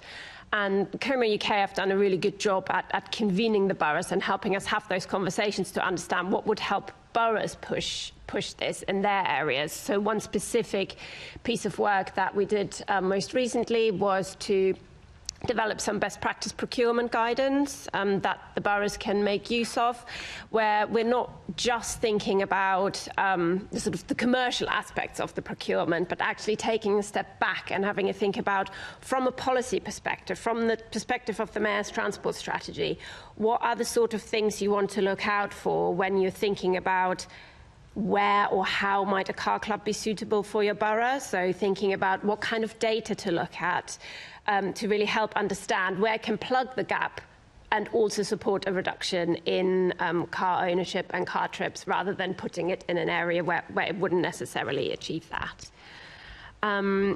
I did already mention ULEZ and the communication we've done around that. Obviously, that was a good point in time with the scrappage, where people were actually being encouraged to give up a car and an opportunity to not purchase a new one in return.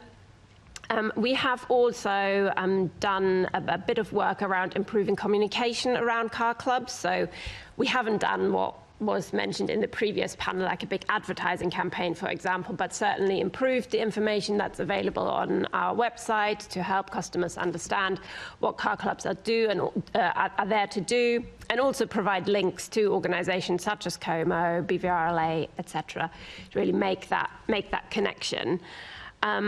And then more recently, a focus has been around how we support the electrification of car clubs, because those cars, whether they're private cars or car club cars that remain on the road, we'd obviously want them to be as clean as possible. And car clubs are referenced as a key user group within our electric vehicle infrastructure strategy, and really looking at working with the operators and organisations such as Como UK and the boroughs to understand what really are the car clubs' different charging needs, and they differ for the two different models. So the back to base model will have different charging needs to the flex model, and I know operators are exploring different ways of charging their vehicles. At the start, it was very much the operator recharging the vehicle, but there is sort of an easing in of the customer to get them to charge the vehicle and get over that barrier for someone to think, oh, I don't know what to do, which will certainly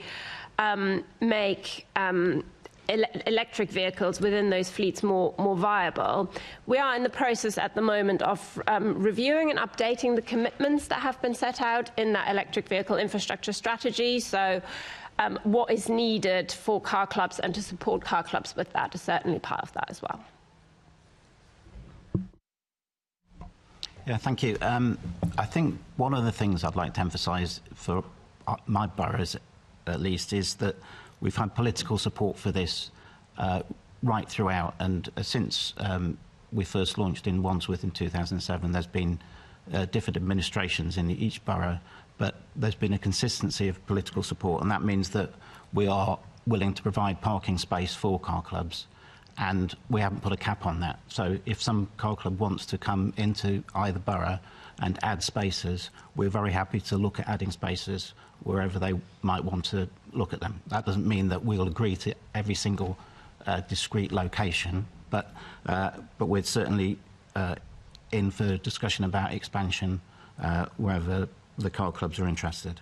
I should say that's if they're Como UK accredited. I think I want to pay tribute to the Como accreditation scheme, because that does help boroughs to have confidence that there's a reputable car club with certain standards that are met in terms of customer service, emissions, age of vehicles, etc. So I think that's a valuable thing. In terms of providing parking spaces, we also ensure that's through the development management process. So for larger developments where of residential use, we will ensure that additional car club parking is provided, and I think it's important that that is accessible to the wider community and not just to the development itself, to residents of the development itself. That not only makes the car club more viable for the operator, but also it helps the wider area have that car-free choice, so they can give up their own car, and that again will contribute to the Mayor's Transport Strategy targets. And just a specific example from Richmond recently on the ULEZ expansion, where we had our Good Move scheme, which offered people, as part of a vehicle scrappage scheme, essentially, to choose from a range of incentives, and one of those incentives was car club membership and free driving credit. Thank you, and Avril to finish up.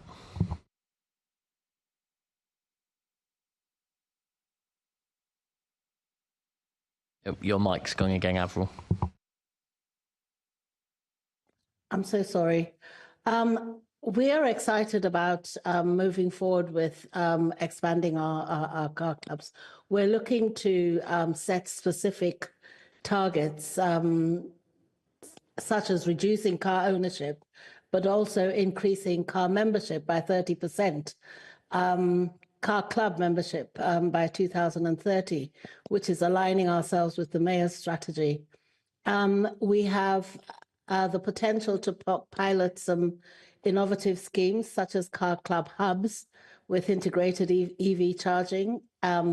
or partnerships with housing associations to offer car club memberships. We are really happy to meet up with car clubs to talk about any sort of opportunities that they would want in our borough. It's an open door for us at the moment, especially for those areas that are not the most attractive necessarily, but areas that have poor connectivity. So it's how do we bridge that gap, and what needs to happen to enable them to be able to operate, as well as give opportunities to people to use the car clubs to be able to link better on those occasional times that they might need a car club. Thanks very much. I've just got a couple of quick follow-ups. Firstly, Alina, you mentioned some research that TfL had done, some surveys of members and focus groups. Is that? I don't think we've seen that research. Is that something that you can share with us, share the outcomes with us? Yep, definitely, no problem. It's not published on our website or anything, but we can definitely send it out. That would be fantastic. And also, you referenced a couple of times that, again, I'm putting words in your mouth a bit, but that TfL are nervous that car clubs will increase the amount of journeys.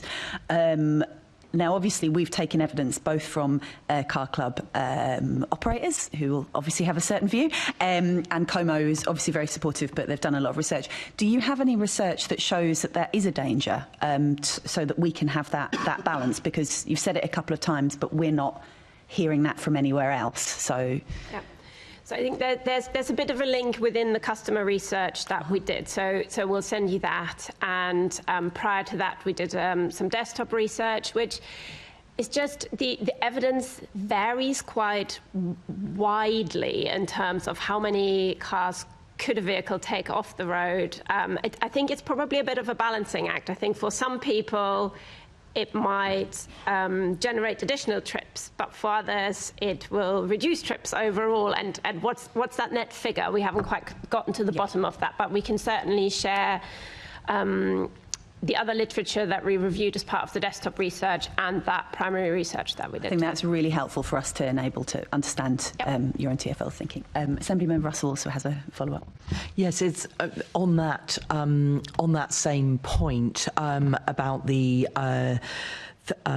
risk of increasing car trips. I mean, I think just by definition, if you're a car club user, you've got to really be motivated to make a trip by car, because it's a bit of a faff. You've got to book it, you've got to get yourself to it. If it's a busy time when you're trying to get hold of a car club car, you might, as Assemblymember Mahfouz said, you might have to cycle quite a long way to actually, or walk for half an hour to actually access a car club car. So it's not kind of like just you've got an extra car sitting outside your home that you can just pop into and make extra trips. So I think it would be really interesting to have some more research about how users of car clubs are actually using those cars. But I also am concerned about the if we don't start enabling car club availability in places where people feel very forced to use a car because of the lack of public transport and the lack of safe cycling routes and everything else, then those people are being doubly disbenefited if they can only just afford to keep a car on the road, because they don't have that alternative. And I think, we need to be making sure that Londoners are not in a position where, I mean, obviously I realise that some Londoners love having a car, love sitting, in traffic and like that way of getting around, but it's being traffic. But actually, people, if people don't have an option to give up on, a car that they're nearly there with not having a car, and actually managing without, but they're worried about getting kids to university, those kind of trips, or those few trips which maybe it's taking bulky stuff to the recycling centre or something. And if those areas which are very car dependent don't have access to car clubs, then actually we're baking in that inequality for the people who can't really afford to have a car all the time, but would benefit from being able to make a few journeys by car. The other thing I wanted to raise was the huge communication campaigns that TfL did around the bringing in of the congestion zone, which Andy mentioned sort of a little bit at the beginning, but also around the Olympics, where TfL was just getting Londoners to imagine getting around our city differently. And I think, in your piece of work, that one of your 6 points, Alina, was about communications. And, is there something that is a sort of bigger picture piece of communication that you could be doing that gets people to imagine the options for themselves, so that they're not forced to own a car just to be able to make their everyday journeys, and that there is an alternative? So I just wonder if you've got any reflections on that. Great, thank you. All really good points. I might take them in reverse order in which you made them, if that's all right. So just on the communications, definitely. I think the examples you gave were obviously policies or events that were happening, both the congestion charging zone and the Olympics, that had big communications campaigns within their own right for as you were saying, users to really imagine what it will be like. So I think including car clubs within that kind of communications is definitely possible, and definitely a useful thing to do as part of the alternative mix. I don't think a big comms campaign on car clubs themselves without something else to hook it onto would necessarily work. So that's really one for us to take away, to think, okay, what have we got on the horizon over the next couple of years, and can we make more of the opportunity around car clubs within that? So that is definitely a doable and sensible option. You were speaking about kind of the convenience, and also how it isn't actually that convenient in some areas. I think especially if you are in a borough or an area within a borough where mainly you've got the round trip or back to base model, where maybe to get to the bay it will take you a bit longer. Probably a little bit more convenient if you happen to live in one of those areas that's covered by Zipcar's flex zone, and you can see cars dotted on the streets, probably some streets dotted more so than others, where it will be more convenient, but nevertheless not as convenient as, say, stepping onto a private car on your driveway. So I think to both address that point around how do we make sure that those who currently own a private car aren't locked out and really get the opportunity to be able to make that switch. I think that's why the policy work we would be doing needs to be really targeted, both in terms of the individuals, because we would really want to target those who are current car owners, and not do something really sweeping that also targets those who don't own a car, who think, actually, rather than doing this trip by bus, I'll use the car club instead. But make it really focused on those who currently own a car, but also focus it geographically, where you might have areas of low provision in public transport or alternatives, but that will vary quite significantly based on social demographics and socioeconomics. How affluent is that area? How affluent are those people? Have they already got 2 or 3 cars on their driveway?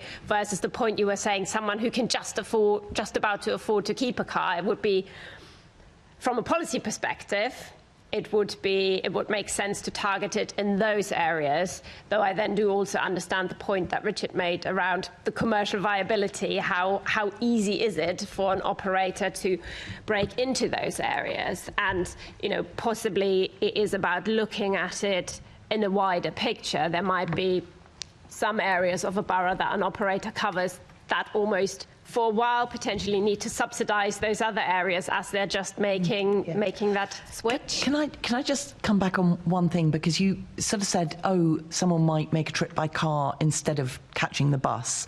It is always going to be easier to catch the bus to make a trip than it is to go through the faff of booking a car club car and getting in it and driving it.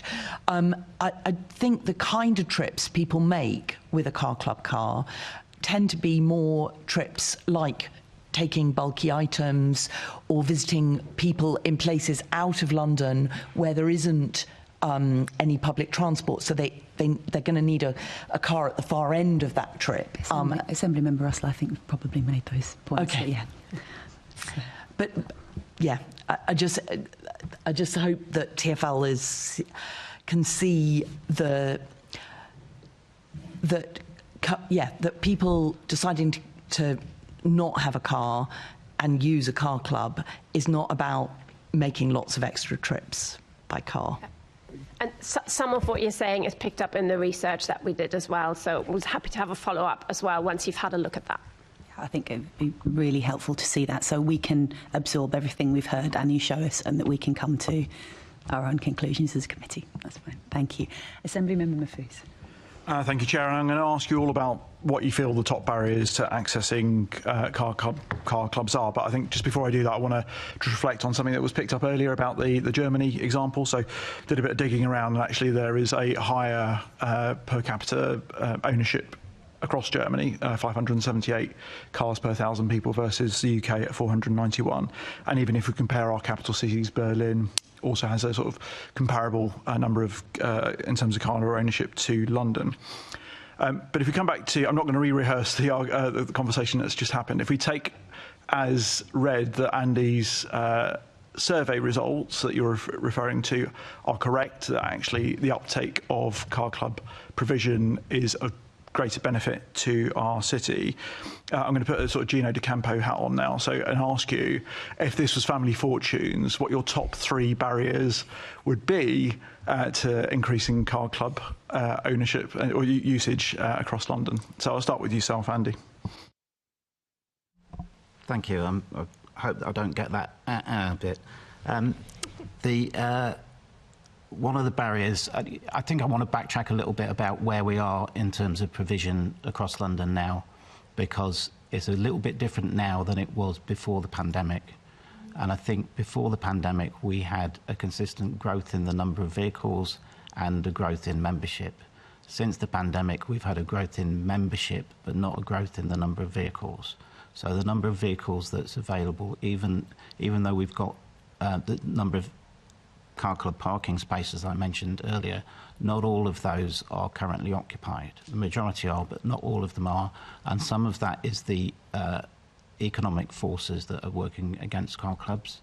And I think part of it is they withdrew cars, of course, during the pandemic because nobody was being advised to travel at all.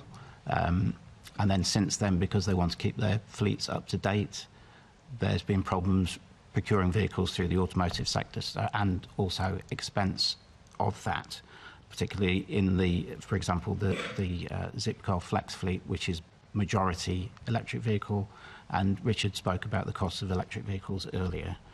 So I think one of the issues that we have is that we want to maximise the benefits of car clubs. We want people to have the certainty that the car club is going to always be there for them. So once we've provided a space, we want to make sure there's that commitment from the operator to occupy that space all the time. And I think in recent years, since the pandemic in particular, that has not been the case 100%. I recognise there are challenges from the operator side on that, but I think it would be good to have that commitment. We can do it to a degree with contractual obligations, but then there comes an issue of what is an appropriate sanction if they don't do that, because you don't want to throw out the baby with the bathwater and say you're not operating in the borough because this one bay is not occupied all through the year. So there is some seasonality, I should have added to this, that some cars are withdrawn for a month or two a year, because the operators will find they're not as profitable during those months. So I think one of the barriers I'd like to overcome is that one of making sure that all bays are occupied at all times. The other is, particularly in outer London, but not exclusively, is these areas which are not well served, and because they are less viable, and Richard talked about that earlier. So they can be incentivised to some degree with lower permit prices, for example, and we're open to those ideas. But again, we'd have to have that certainty that the lower permit price is going to guarantee not only that extra car club vehicle, but also that it's going to be there all year round.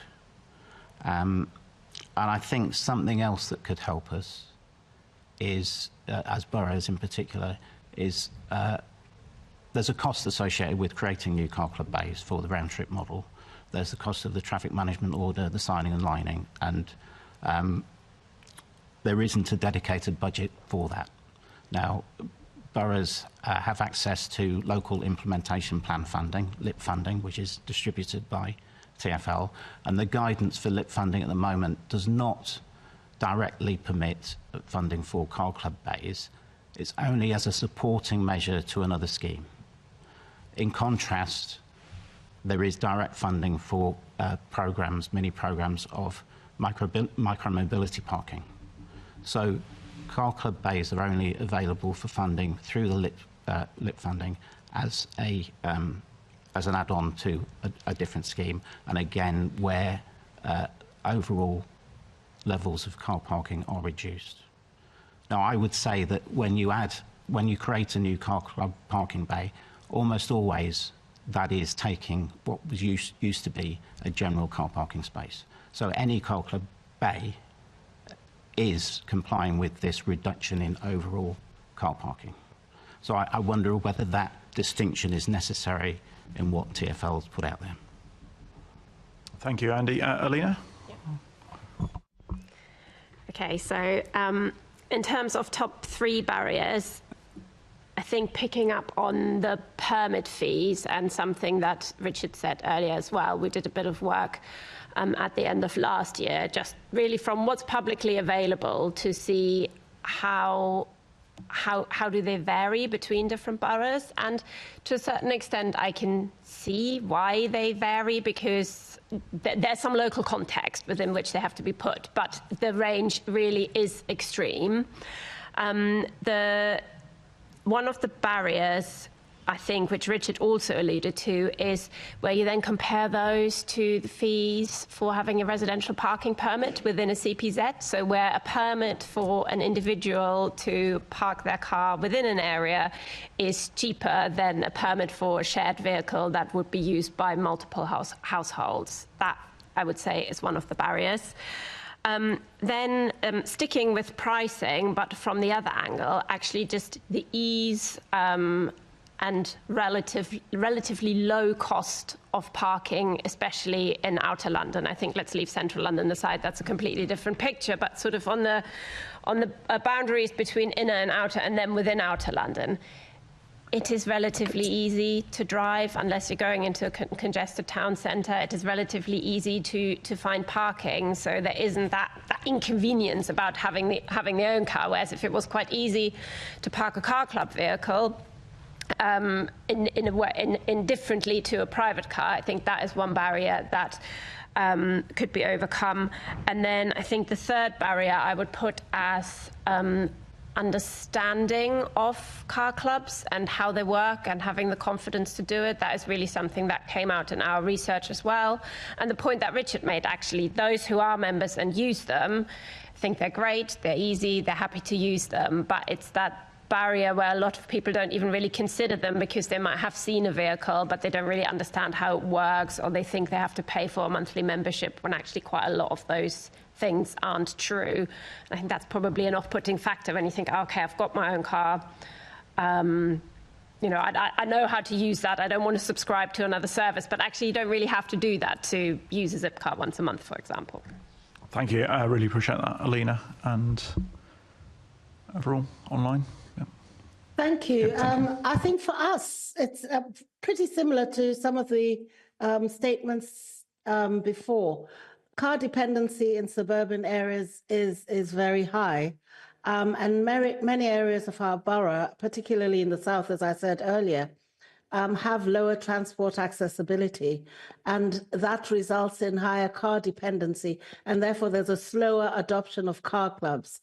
And so it doesn't seem to be even viable for a lot of car clubs to operate in those areas. And where we've got the highest levels of connectivity is where there's much more intensification of car club operating within that area. So how do we move that shift is our biggest challenge. And limited availability of dedicated car club parking bays can hinder the expansion, particularly in our densely populated or suburban streets, because people are competing for parking pressures.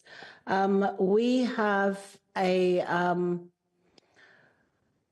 emissions-based charging policy, so it makes it reasonable for electric vehicles to park at reasonable costs within the borough. And the third thing for us is awareness and behaviour.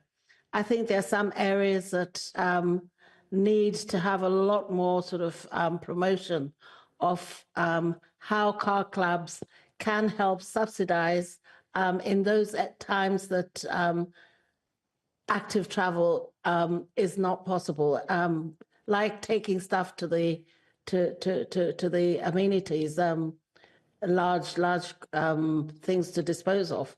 That's an example of a perfect area, and the distance between where our disposal unit is to the south is quite high.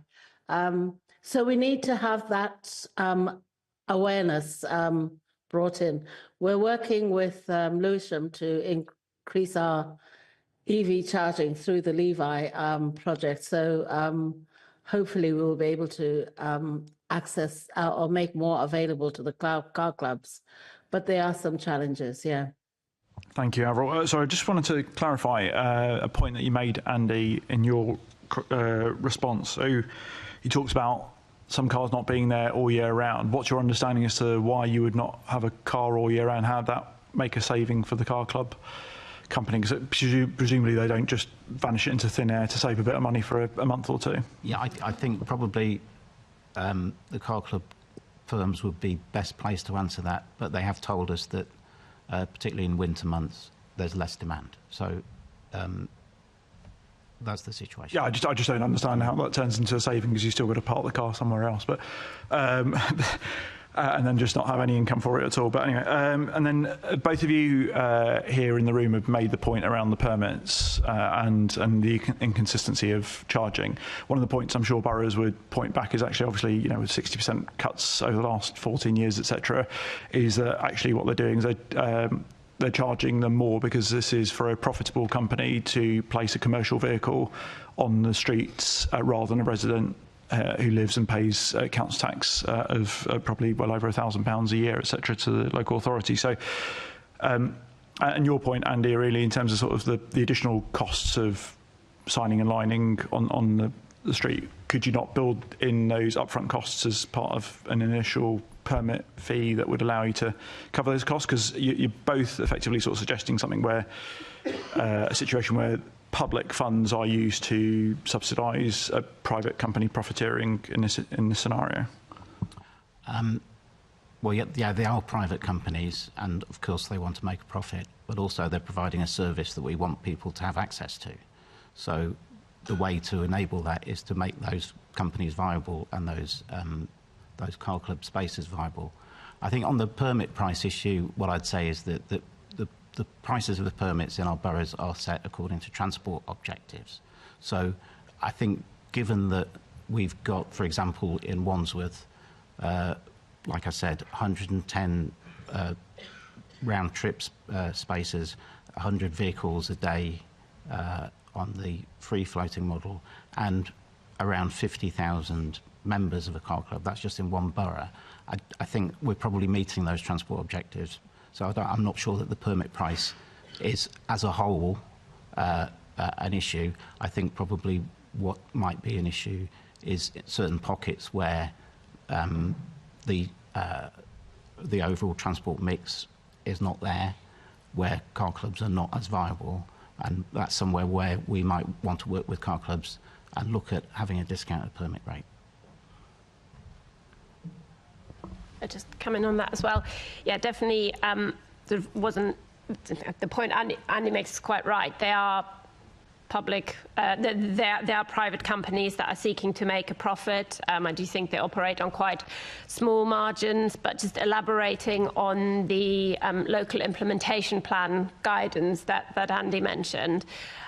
We do set out in there that ideally funding for implementation of bays or charge points, if they're associated with the bays, should be sought from the car club operator or revenue generated from the permits through profit share agreements. So, because yes, for the boroughs and as for TfL, funding is really constrained. So with the overall local implementation plan funding and how that is allocated, we really need to make sure that is focused on where we are making the greatest steps towards achieving the vast range of outcomes that's set out in the Mayor's Transport Strategy.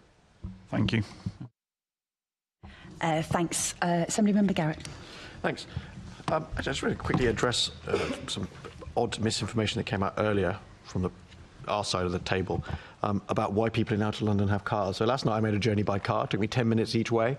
If I'd cycled, it's about 20 minutes each way. If I get the bus, it's about 30 or 40 minutes each way. So I saved myself an hour by using my car. And I did make the journey by bus in December, and I got stuck. It's 2 buses. I got stuck halfway for 20 minutes in the cold.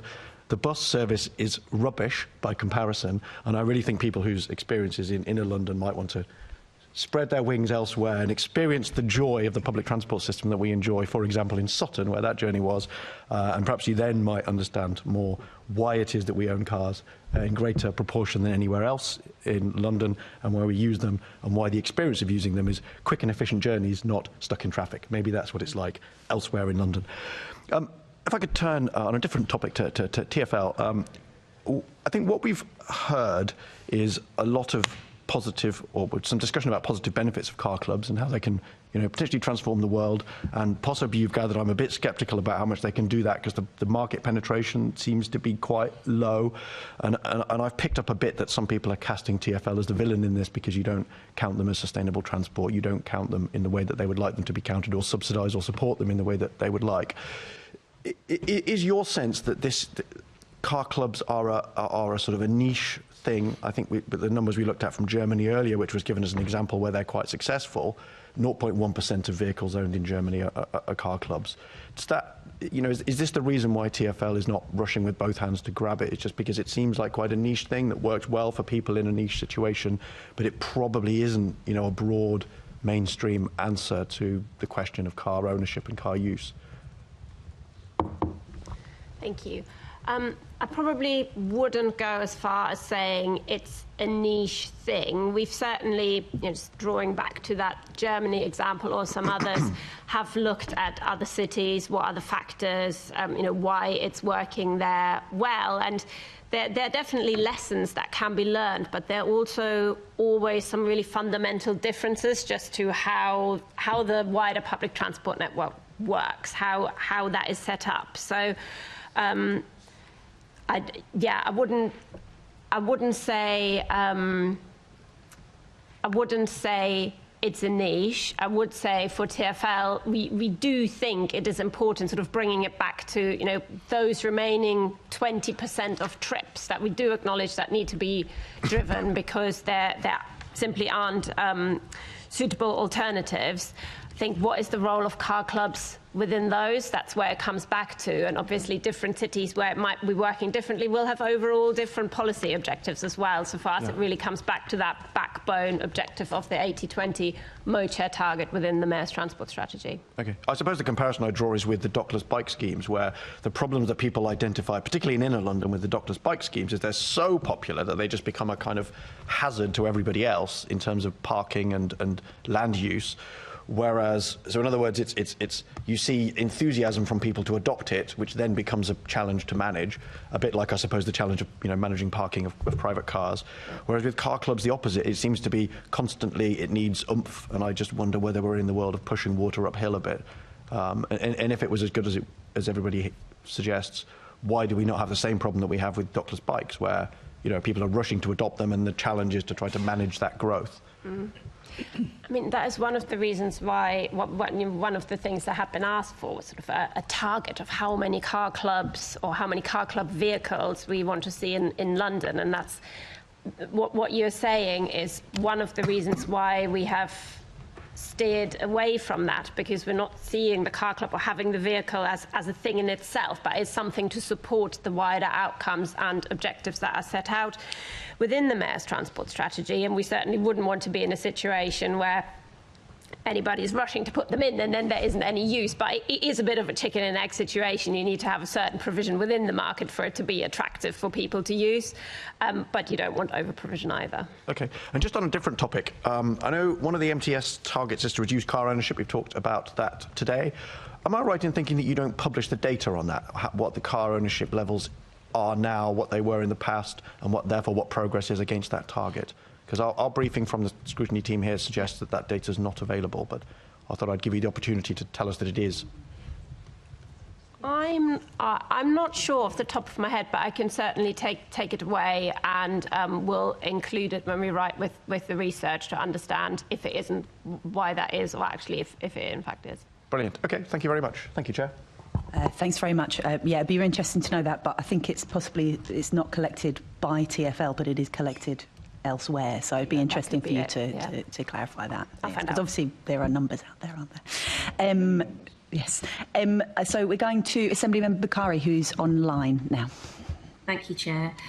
My areas of questioning were around the differences between inner and outer London. I think that's been covered already, but if there are any additional aspects to that challenge, then I'm very happy for Andy and Avril to add to that, but also the increasing need for parking spaces. And I was interested that Andy was saying that was something that he's very focused on doing.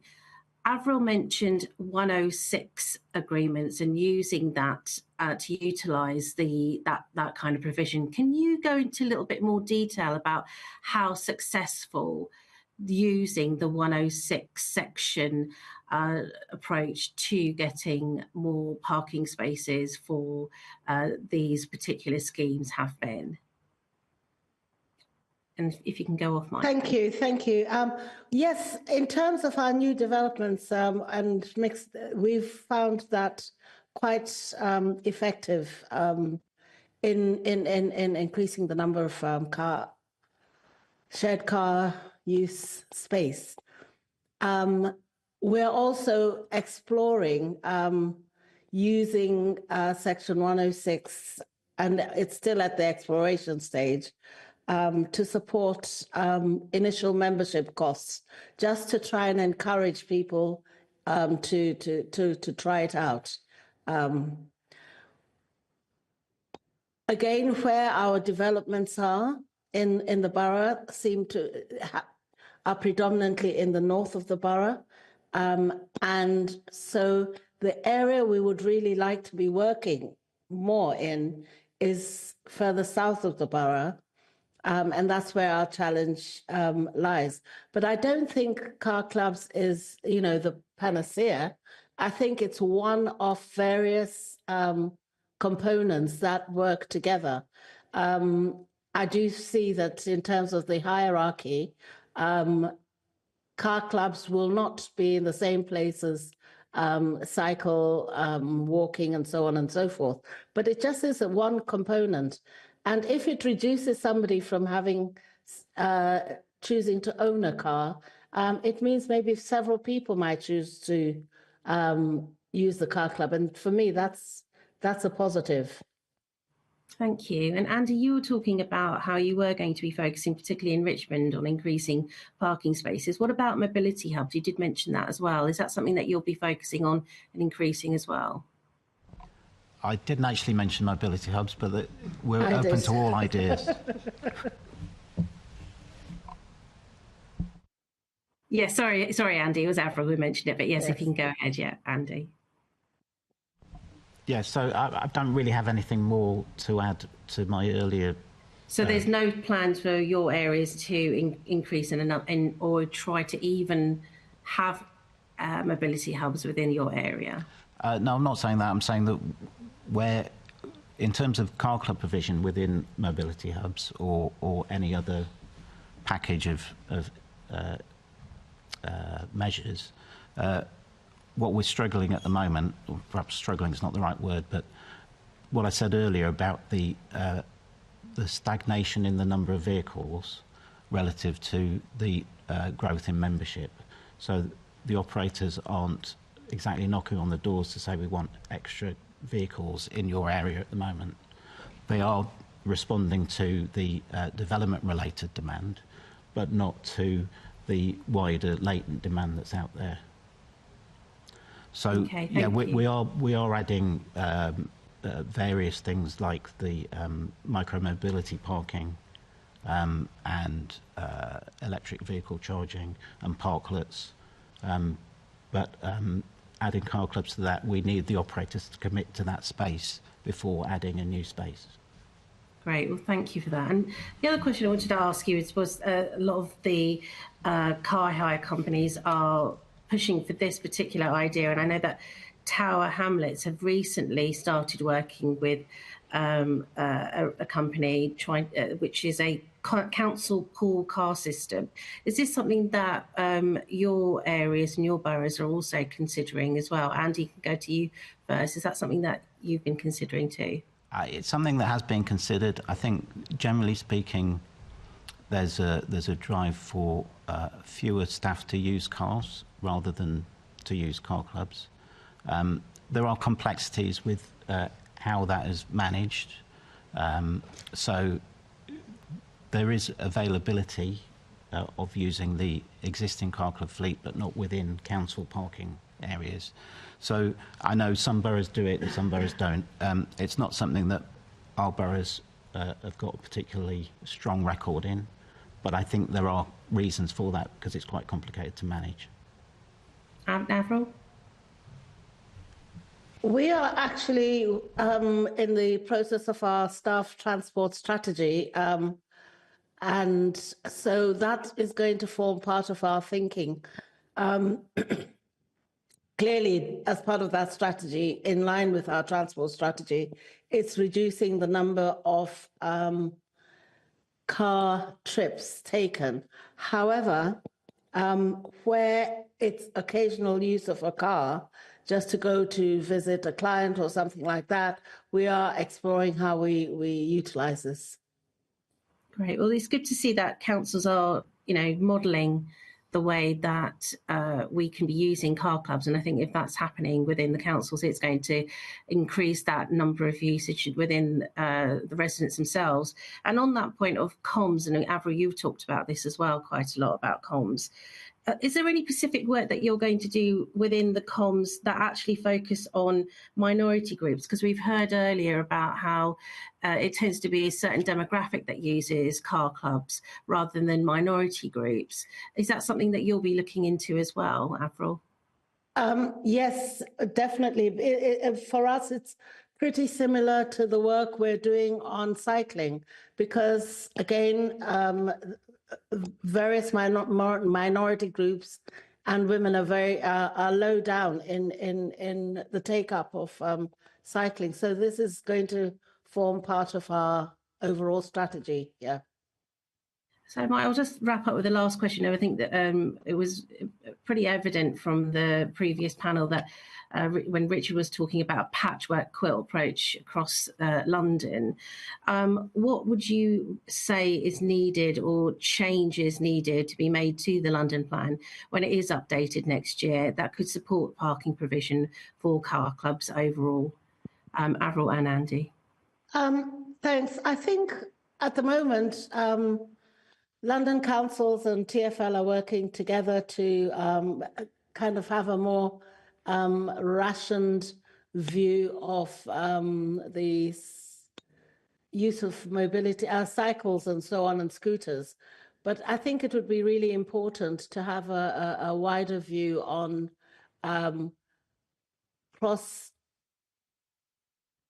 boundaries in terms of how the use of car clubs are, and standardizing, seeing how we could standardize some of those, some of the things that would make it easier. And Andy, would you echo that thought? Yeah, I would also echo what Richard said earlier. I think it would be helpful if the London Plan and TfL documents were more supportive in general about car clubs, given the evidence that suggests they are contribute to a net reduction in car ownership and car use, and therefore would help support the Mayor's transport targets.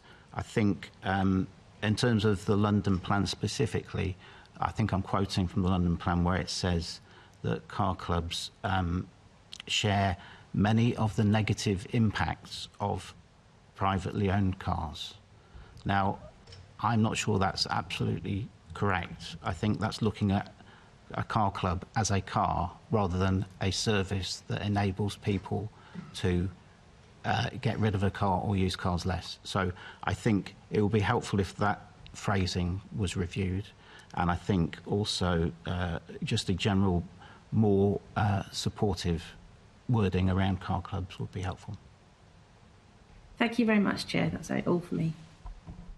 Thank you. Assemblymember McCartney. Thank you.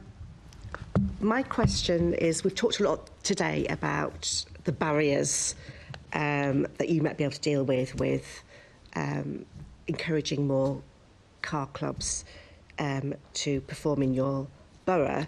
And Andy, you've mentioned a little bit about what car clubs could do to make your job easier. And I think you've mentioned two things so far, which is making fully that the dedicated parking bays you put in are actually utilised throughout the year, and also perhaps extra vehicles in certain areas to meet latent demand. But is there anything else that you think car clubs could be doing to make sure that the services they're providing actually can be improved or can make your life easier? I think they do a reasonable amount already. They do special offers. They could work with boroughs to promote those, and we could work with them. So I think there's more that we can do collectively on that. I think there's always a marketing issue, and I think it's been touched on in both panels that the awareness of car clubs is not there universally across London. In fact, it's quite low in some areas, and people are not going to use a service or consider a service if they don't know about it, or even if they've heard of it, they don't really know what it involves. So try it and see. Those kind of measures could help. And I think, touching on something that Assemblymember Garrett mentioned earlier, one of the reasons people know about the shared mobility e-bikes and e-scooters is they're everywhere, they're visible. Whereas the car club vehicles, it's just a car parked on a road. Unless it's one which is liveried, and they're not all liveried. It's just a car. And there's lots of liveried vehicles, and you go past them and you wouldn't recognise it as a car club. So I think there is that issue of the visibility relative to what the service is, which is in contrast to the e-scooters and e-bikes. Thank you. Avril, did you have anything to add from a local authority perspective? I think I'd agree very much with the previous statements. It is about promotion and marketing for us to get more and more people to understand what car clubs are, the benefits of car clubs, and how they can help augment travel without the need for a car. Thank you. And then to Alina, if I can, from a Transport for London perspective, is there anything that you want car clubs to do better or differently that would help Transport for London? I mean, I do agree with the points that have been made by my two borough colleagues. Ultimately, but when we're thinking about the road network and the communities they serve, that's within the boroughs rather than our own, throughout the conversation, I have been thinking around whether there's more work we could be doing with car clubs around looking at different usage data to help us understand how, for example, an increase in car clubs links back to the mode share target and the traffic reduction target within the MTS, because at the moment we can't connect the two with the data we have available. So I think that's one to take away, to explore, to see whether, you know, it's actually something that car club operators hold and we've just never asked for it or never spoken about it, or maybe it's additional data that could be collected that would really help us make a stronger policy position on this. Thank you, Chair. Thank you, Assemblymember McCartney. And Assemblymember Russell. Yes, just brief final questions here. First of all, to Andy and Avril, is there anything more that you think the Mayor and TfL could do to support car clubs in London? I'm happy to go first on that. I think because of the Pan-London role that the Mayor has and TfL has, I think this marketing thing is something that is best handled on a TfL GLA Mayor basis rather than individual boroughs. It's much harder for an individual borough to do marketing at the scale that relative to what TfL can do. So I think that would be useful. I think also changing the LIP guidance to allow us to use funding directly for providing new car club bays or associated projects would be helpful as well. They're the two main things that stand out for me. Thank you. And Avril, did you have anything to add to those two, or do you disagree with either of those? I actually agree with both of those, and I would add that the Mayor has a really important role as a convener for this dialogue and bringing us together to try and hash out some of these issues. Thank you. That's very clear. So sort of that marketing at scale, kind of looking at the LIP guidance and that convening role. And then my next question is whether, and this is for all of you, whether you support setting targets for the provision of car clubs in London, sort of pilot car club projects, or direct financial support for car clubs. So do you think it would be helpful to have targets on any of those? Andy? I'm not sure about targets, and the reason I'm not sure is because there's two potential targets. There's a membership. In fact, there's several potential targets, because there's an overall membership you could aim for, but then there's an active membership you could aim for, because, as Richard said, some people are members and rarely or never use the service. Perhaps they've been given a free offer. And there's the number of vehicles that's available. Now, as we've seen in recent years, the number of vehicles has stagnated, but the membership has gone up quite significantly. So people are having access to the vehicles that are available, and that asset is being sweated more and more, to the extent that, as Richard mentioned earlier, in some parts there's about 250 members per using one vehicle. And that's adequate for their needs for those journeys that they want to make by car. So I'm not sure that it's as simple as making a target for the number of vehicles or indeed the number of members. So I think my long answer is what I've just said, and my short answer is I don't know. But, thank you. There's different things to consider when thinking about targets like that. Yeah, no, and that complexity between the ratio of the number of potential users to cars is an interesting one. Avril, did you have anything to add on that one? On the targets? I think it's very difficult to set the targets, because again, where are you setting them? I would agree again that it's hard to set targets on use when there's a limit. But for me, I think what's more important is, how do we have a whole systems approach? How do we put together an overall approach that enables us to reach the target, which is reducing car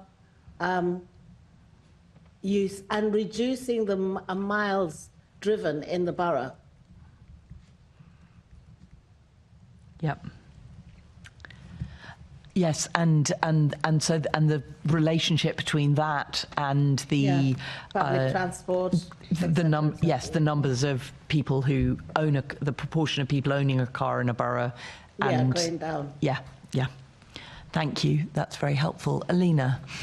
Thank you, and I totally agree with all the points that have been made on this. I would also be wary of setting a target for the number of members or the number of car club vehicles for those reasons. But as was just said, it's more about the whole systems approach and the role of car clubs within that to then help us reach our other targets around reduction in car ownership, for example, or reduction or the mode share.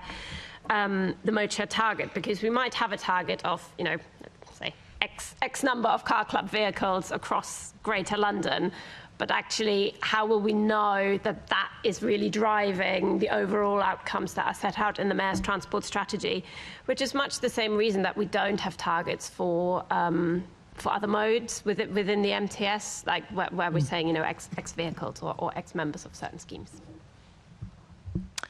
Thank you. There's one other element that none of you have addressed, which is the idea of a target for direct financial support for car clubs. Did you have any comment on that, Alina?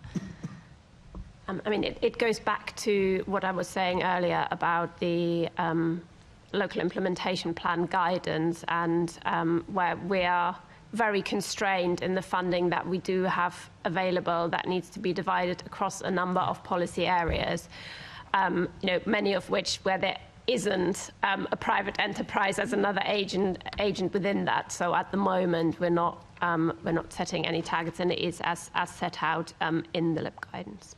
Thank you very much. Thank you, Chair. Thank you, Assembly Member Russell. Just wanted to pick up one brief thing, because it was mentioned with you, Alina, it was mentioned in the first panel, which is that that TfL have action plans, a number of areas, but not in this area. And in fact, the sort of the detail on TfL's action, or in fact policy, and this is a bit light. Is that something that you might consider, or TfL may consider doing a bit more work on that? So at the moment, we haven't got a specific plan to do a specific car club. No plan for the plan. A plan for the plan.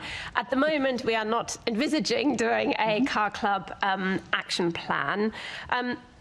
Action plans are obviously a great thing. There's a reason why we're doing them. It does also take quite a long time to develop them as documents of the Mayor's transport strategy. So we feel it would be more helpful at this point in time to refresh those 6 commitments that we made a while back, because either they have been addressed, or they have simply been superseded because of the moving context of the policy landscape around it. So we've started work on this internally to see what we as TfL can do, and to explore a number of areas. And I was pleased to hear that local authority staff travel came up earlier, because looking at how we're working with large organisations such as local authorities, NHS, and a lot of public employers is something that we're looking at within that space at the moment. Last time the targets, the commitments were very much set as something that TfL would do. We would like to try a bit more of a co-creation approach this time, where we've got commitments for something that TfL is going to do, but also looking to work really closely with COMO and the operators to see what are their commitments that they could do, and then similarly with the boroughs, so that we are getting a bit more to that whole system approach. So that's something that we just started recently, and it's in the early stages, but happy to keep you updated as that work progresses. Thank you. That's really helpful. And I think those are all our questions, just looking round. Yep. So thank you so much for our guests here and online for your responses. We've been much appreciated your time. You can now leave, but we've only got a couple of bits of business, so you can also just stay there for a second if you prefer. Can I ask the committee to note the report and the discussion? Noted. Can we also delegate authority to me as chair in consultation with party group lead members to agree any output arising from the meeting? Agreed. Can we note the work programme and meeting dates? And the next meeting of the committee is scheduled for the 27th of February 2025 at 10 a.m. in the chamber here at City Hall. There is no urgent business. Thank you. The meeting is now closed.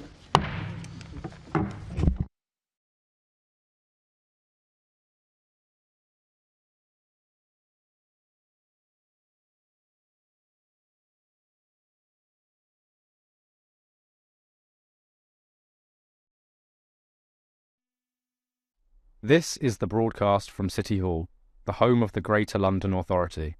Please stand by.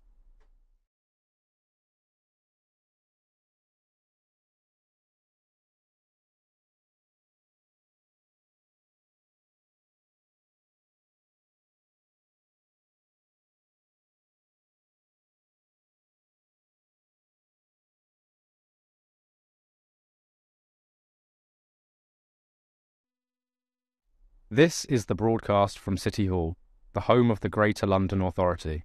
Please stand by.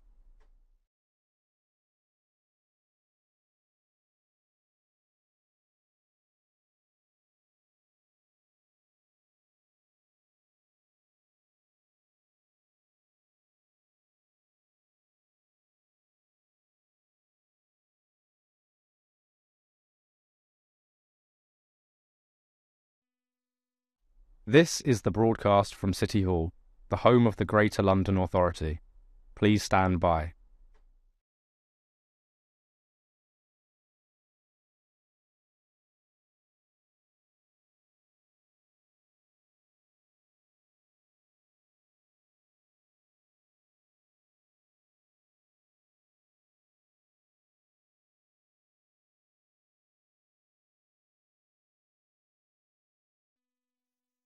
This is the broadcast from City Hall, the home of the Greater London Authority.